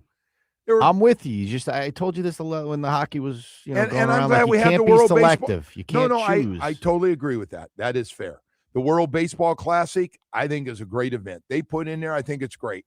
Hockey, just it shows you hockey's standing in American sports when it's like, all right, So go play, go kill yourselves, and play for 2 or 3 weeks in this tournament. And if you get hurt, you get hurt. But then, like every other sport, we're like, you guy can't. Hey man, I'm gonna do say anything. I'm gonna say something else. I wish we didn't have politics so much in sports, so we could see the Cuban. Like I'd like to see all the Cubans play together and be able to play. I think that's a really good team now. There's a lot of Cuban baseball players playing at a high level in baseball. I wish they could do that, except they'd be representing something that's not good, and so you can't have that. Hey, Russia in hockey is really good. That ain't going to happen. That ain't happening. But that's a damn good team. Right? The Russian Rocket? The Russian Rocket's done, bro. He's been done for a few years. But old Russian Rocket, I wonder where he is now. I used to love that guy. Pavel was fantastic, man. Burry, that guy would play, and then stuff would leak out like, hey, he got a day off. He flew up to New York for the night to party and come back. Yeah, he's like the MJ of hockey. Oh, he was sorry. And by the way, we didn't have the coverage like we do today. But yeah. Did he ever settle down? Did he get married to someone? He must have. One of them, I know I think it was his brother that got married to the girl from Full House. Yeah, they lived in Plantation for a long time, in a little private development over there, Hawks Landing. And but yeah, he and his brother are completely different. Yeah, his brother kind of settled down and had the family, and Pavel was banging them two at a time up in New York and That's going nice. up there. And, I mean, I'm just saying this. Yeah, so the brother is married to the girl from Full House. Yeah. Candace Cameron is her name. And what's are they getting word on him? Did he move back to Russia? Does he live around here? Pavel seemed like he liked it over here. Pretty. I don't know. No, it doesn't say where he Guy lives. had a ton of goals. That guy could score. Holy smokes. He scored on and off the ice like nobody's business. That guy. That was a different level back when we got him. He was something I want to else. see who he's married to. Anyway, I don't know how we got sidetracked. It would be nice. Listen, everybody representing and the whole thing, USA, Japan, and Dominican Republic are the favorites. You said, did you put a little Venezuela in there? Was number 4. They're loaded. They got a great team if everybody's playing. That's the other part. I saw some guys said they're not going to play because of insurance purposes on their contracts. I get it. They're making a lot of money, and they said, I'm gonna have to pass. I'm gonna skip. I'll be in spring training with my guys. Looks like he's married. He's got some kids. Oh, good. Married a model. Oh, of course. Good for him. That's surprising. No, it's not. An influencer, a model, an actress. Influencer. Are I don't you think they had shocked? influencers in his day. Yeah, but it could be. He could have gone young, like a lot of guys. Alina Casanova. Yeah. Let me tell you something. This girl, Alex Earl, has literally blown up in this town. I have never heard. She's the first and only one I really know. If somebody else goes, oh, this girl's an influencer, I go, I only know one. Do you know this girl? And I go, Alex Earl is the only one I ever hear about. She was with our boy Braxton and apparently kind of hanging a little bit time to time with Tom Brady. Why don't we get you on Instagram so No. all these girls can peddle products to you? I'm going to keep everything, Woody, where you can do all that stuff for me would be the best thing for me. Oh, Jamie's the best at the social media stuff, man. Oh, That's his wheelhouse. Jamie's different level. Different level. Someone sent us a crazy AI photo of Omar training boxing. Good one. They got him it actually was good. I don't know how people are making this stuff. It's to be honest, a little weird. I've seen there's been some weird AI photos that have been popping up lately.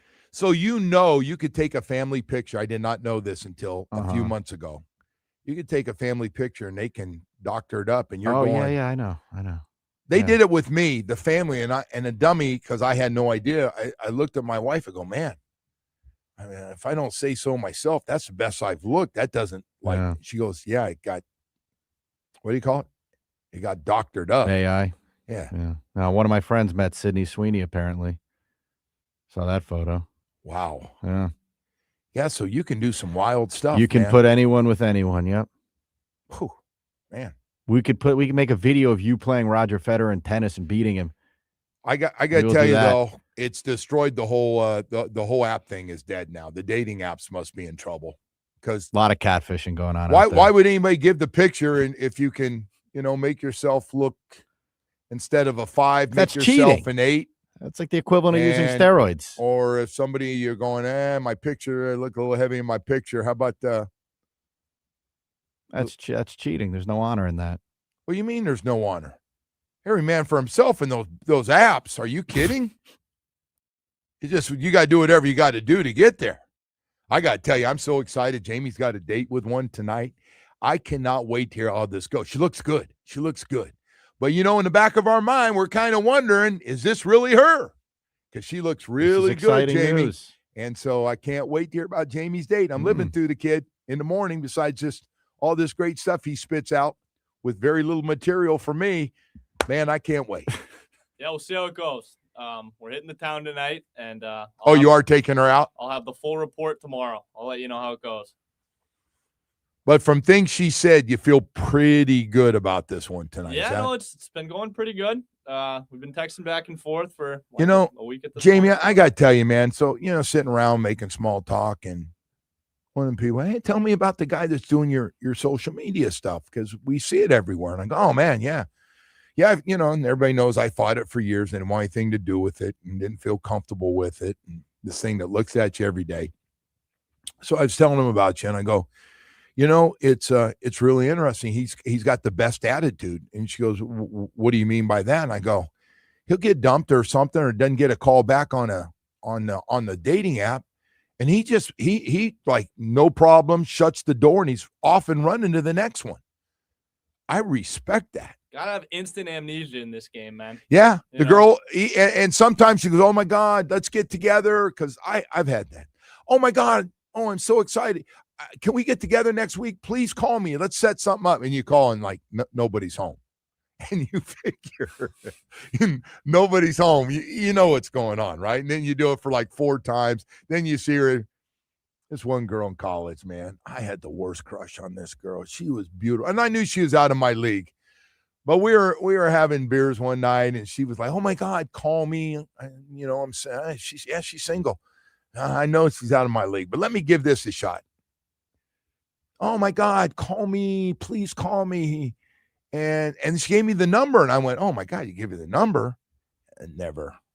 Just got to recording. "Hey, please call me back. This is Joe. Really looking forward to whatever happens with you." And nothing. Jerked me around for like 2 weeks before I finally figured out. One of my friends that would tell you the truth on the football team said, "Hey, dude, she's hanging out with some fraternity guy that makes you look like." Gotta know when to move on. Yeah, Joe. you gotta know that, man. And you're good at it, man. That's. By the way, anyone that wants to send us photos, we had someone that wants to send a photo of you and Tua together. Like we'll be happy to take those. Send them to @JoeRoShow on Twitter. That's fine if for entertainment purposes, but I gotta let you know, man. I want to post the photos to see if people think they're real or not. Why are you doing that? You know what? I was gonna rip you until everybody else about the birthday thing you carried on about. Then I realized that our writers did the same thing. Like, the Twitter birthday thing? Yeah. That means he's not on the team. You understand that? I mean, that's truly what it means. Joe. I mean, but let's talk about it in a non-kidding way. He's supposedly your franchise quarterback. He's technically still on the team. You paid him a lot of money. Wouldn't you send out like happy birthday to him? I think when he went in to meet with the new head coach and GM that he found out, we're not sure what we're going to do with you. It's not exactly the green light of you're the future quarterback of the Miami Dolphins. So he's off the team. We're not sure. Well, he's definitely. If you don't wish him a happy birthday, he's off the team. Well, he's not off the team because we're going to be paying him team money for a while. But that is, I mean, I know it's weird, but that is kind of a big deal. They probably should have just done it. Right? Just sent something out. I don't do that. Happy stuff. birthday. What are you asking me? What are you in the communication department now? But you're right. In retrospect, they probably should have done something. Happy birthday to her. Yeah. A couple days ago. Right. I would have done it. Hey, excuse me. Anyway, so we got a little Dave Hyde. Yes. Right now, do you want a little Dave Hyde coming up here? All right, we're gonna have little Dave Hyde join us. By the way, don't forget now, we've got the World Baseball Classic starts on Friday, and got great games. Netherlands and Venezuela going to kick this thing off, and 12 o'clock start on Friday, and then the games are rolling. All your favorite teams that'll be down here. Go to marlins.com/WBC. Again, should be a great tournament. Should be a lot of fun, and we'll see what happens. USA, Japan, and Dominican Republic, who will be playing here in South Florida at Lone Depot Park. 3 favorites for this tournament coming up. Stay with us. The Joe Rose Show is presented by Loctite.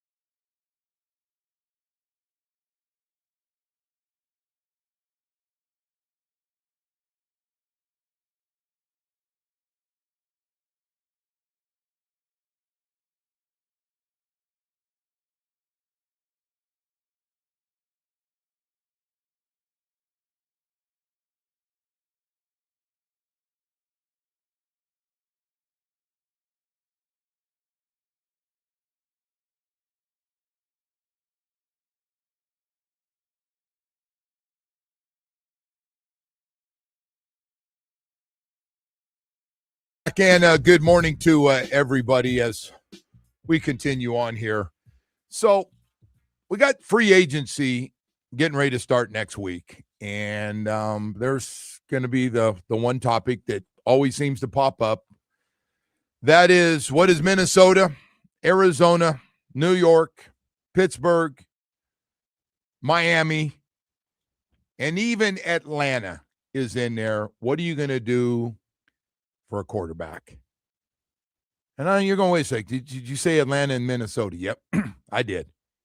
Because they're going to go out and get a veteran guy to compete with those two, because they're not two young quarterbacks, both first-round picks, high first-round picks, injured too much and not enough production yet. And the teams are loaded and don't want to get caught with their pants down in this one.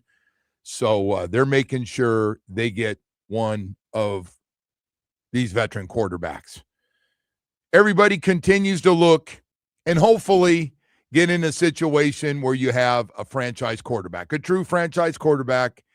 And you know, without going through the list and even the guys that might be close to being franchised, but you're not quite sold, or whatever the situation on that for you might be, there's a group of guys up here. Actually, a lot of starting quarterbacks are going to get released. Kyler Murray has been told as of yesterday that they're going to be cutting him and his $36.8 million guarantee contract. Geno Smith, everybody is saying, because they got the first overall pick and will take Mendoza, that they're probably going to let Geno go because he's going to want to go start somewhere. I don't know if that's true. He could stay. But a lot of people think Geno's going to be in the open market and has been a really good quarterback in this league. Hey, Geno Smith, Miramar High School, has ended up having a really nice career for himself. Got going again, 35 years old. I thought really got it rolling in Seattle and made himself a few extra bucks. Has done great. Kirk Cousins has been told he will be released as well from Atlanta. And so you're right with Murray, by the way. The Vikings are the betting favorite to land him. Mike Florio says that the Rams could be a possibility as well. The Rams for speaking of the Chargers, the reason I had the Chargers on my mind is they are releasing guard Mekhi Becton. Yeah, any interest there? Big man, only no, probably not. Okay, guessing that would be cheap. Didn't he play with Philly for a year, if I'm not mistaken? He played at Philly and played really well when they were running 2 years ago for whatever. Well, over 2,000-yard rusher by the time the playoffs rolled around. So, I'm all right with, but he's going to get picked up. I mean, he's going to start for somebody. They were so banged up. Do you remember how bad the Chargers' offensive line was last year? Remember, they got to us, they were down to 8 and 9. They're down their 8th and 9th guy. They were 3 or 4 or 5 tackles into it. And they won the game. Nobody got beat up like that guy. No, he took a he got beating, he got pretty beat up. Yes, he got drilled. So anyway, these quarterbacks, and Tua's in there too. I'm guessing Tua's going to get released. Nothing's official and nothing's been said, but it kind of points that way with all signs going that way. We don't know when Aaron Rodgers is pulling an Aaron Rodgers, although you would think there'd be a little more urgency on Aaron Rodgers' part to say I'm in or I'm not in. You got to talk to his wife. Got to find her. Anthony Richardson also has been told. I don't know. This one's growing on me, by the way, this Anthony Richardson thing. I think a lot of people are thinking 20. He's only 23 years old. Yeah. And by the way, he's got some things. He's got some marks that are going to go with him for a while, and one of them is taking himself out of that game. The only thing I don't want to deal with the talk about injured quarterbacks anymore. I've kind of had my fill of that with our last guy. I know, and our guys are pretty serious with the concussion stuff, but there are a lot of guys hurt all the time. Yeah, Anthony Richardson was one of them. Yes. So I don't know, man. I don't really want to do it again with the injury. Kyler Murray missed some games. Then he came back and they told him we're not going to play you anymore. Well, yeah, 'cause he's 3 feet tall. What's that? He's a little small to be running around out there. First bottom line. Man, he looked good against us. I hate to say it every Everyone time. looks good against us. We were blitzing him and our guys, and he just make a little move and get outside the pocket. There's guys look good against us that aren't in the league anymore, like that Levis guy. Oh yeah, his name. He's got Yeah, people. do we even know if he's still playing? I don't know. Somebody's backup. Remember, he played so well against us. He got a mayonnaise commercial. He did. Yeah. He had the best game. Those guys told me that was the best game of his career. The game he had for the Titans in that comeback. That, by the way, that was the win. That was the win that we win the division. Well, that was the game. That was the eventual downfall of the whole deal. That was the game. Turning point. That was the game. Yep. We win that one. We go up 13 or 14 that game with just a few minutes left, and nothing went right. 3 and out, and then defensively, Tyreek got hurt late in that game. Defensively, we were terrible. They were catching dump-off passes underneath in the middle of the field and running 40 yards and getting out of bounds. I mean, we didn't even make them use timeouts. They just everything went. I don't know what happened. It was, and the defense was kind of nothing good, really good, and then just kind of caved down on us. Not to bring back old stuff.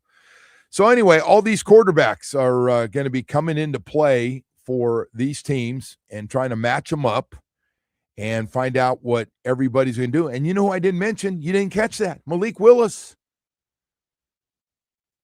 If our guys don't think highly of him, I mean, I think that shows you what he's about, right? I think they're interested in him. The question is, how much do you want? And are you going to have a chance to go to a better team for more money? That I understand, but like, again, if these guys think he's the guy, and I don't want to hear him getting outbid. I don't want to hear about that. Okay, well, you're going to hear about that. Because if he ends up being really good somewhere else and you have two Green Bay guys running your show here, great. That would be very disappointing. They didn't think much if he ends up I can picture you in 2 years from now just ripping these guys to shreds if Malik Willis ends up panning out somewhere else. If somebody you'll do it. Pays him 20 or 25 million, that's too much. Yeah, but what if he's worth it? What if he ends up being good? I don't know. I haven't seen enough to one way or the other. Yeah. Well, our guys probably have. They have. But they still have a budget. What don't you understand? Every time this pops up, that we're in salary cap hell. And by the way, our general managers come out and said if we want somebody, we can do it, but we're going to have to pay for that down the road. Don't say of course. You don't figure even it understand out. it. No, you don't just figure it out. If you are convinced that someone is the guy, which I don't know if they are or not. I'm guessing no idea, but when they were to tell Stephen Ross or Danny or all the guys that are running things over there, his son-in-law, and he goes, are you sure? Because this is a lot of money. We got to clean this thing up. Are you sure? You've been with him for 2 years. Are you sure he's going to be our franchise quarterback? And they go, no, we're not sure of that. We just think he's. You know what? The one thing I want to make sure we have happen here is I want Dan to sit down with this guy. Just make sure he's got the stuff to be a quarterback, like a franchise quarterback. You mean when he comes down for a free agent visit? Like just sit down with him and just be like, all right. And they're going, hey, this guy's got a little bit of me in him. We really had a great meeting. We know you better than anybody else. But hey, before you go, we got a Hall of Famer in the other room, one of the greatest passing quarterbacks of all time. Do you mind? He just wanted to say hello and spend a few minutes and talk to you. Would you? Oh, no, it'd be great. And do it that way. I'd be okay with that. But that's got to happen, man. No more dopey quarterbacks. What's that mean, dopey? We had back-to-back dopies. Because they say dope or because they're dope? Oh, you know. The Tannehill thing ticked you off pretty good, too, with what was he taking, selfies after the loss or whatever? That did bother me. That really grinded your gears. I don't get.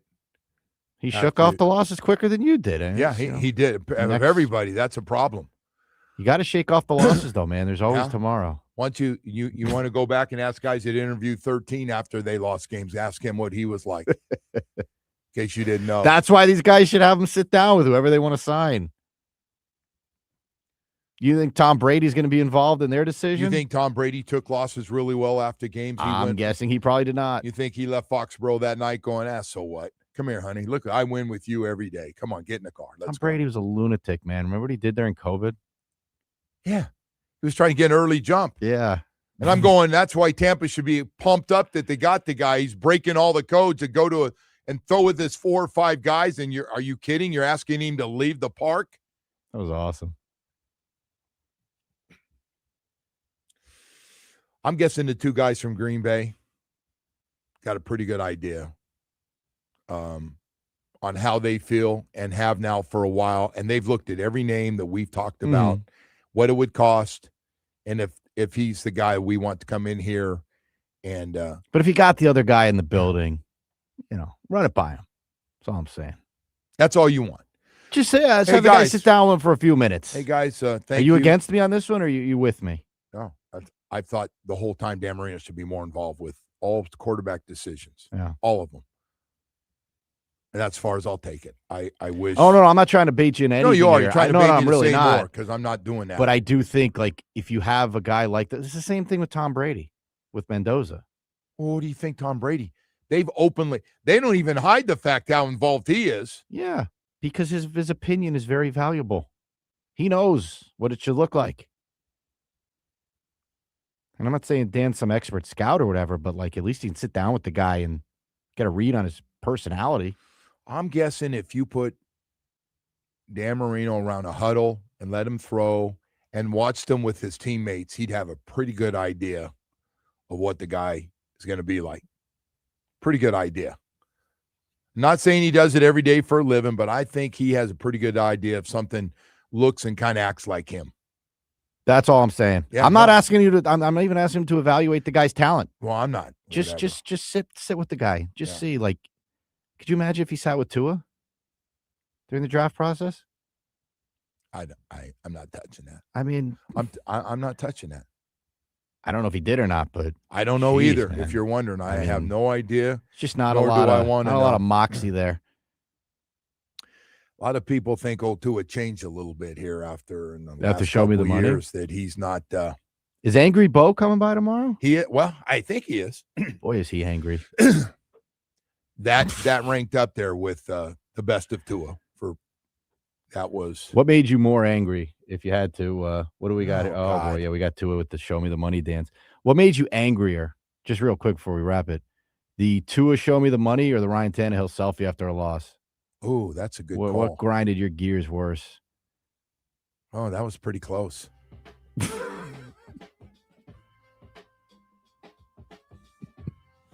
That's pretty close. It's pretty close, man. Telling the crowd, show me the money was just like. You've had a tough show today, man. You went against the Americans in baseball.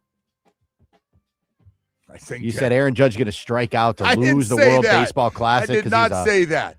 A choker. I didn't say any of that chokes stuff, in the man. big moments. I'm a good American, and I'm leaving this show right now as a good American. Have a great day, everybody.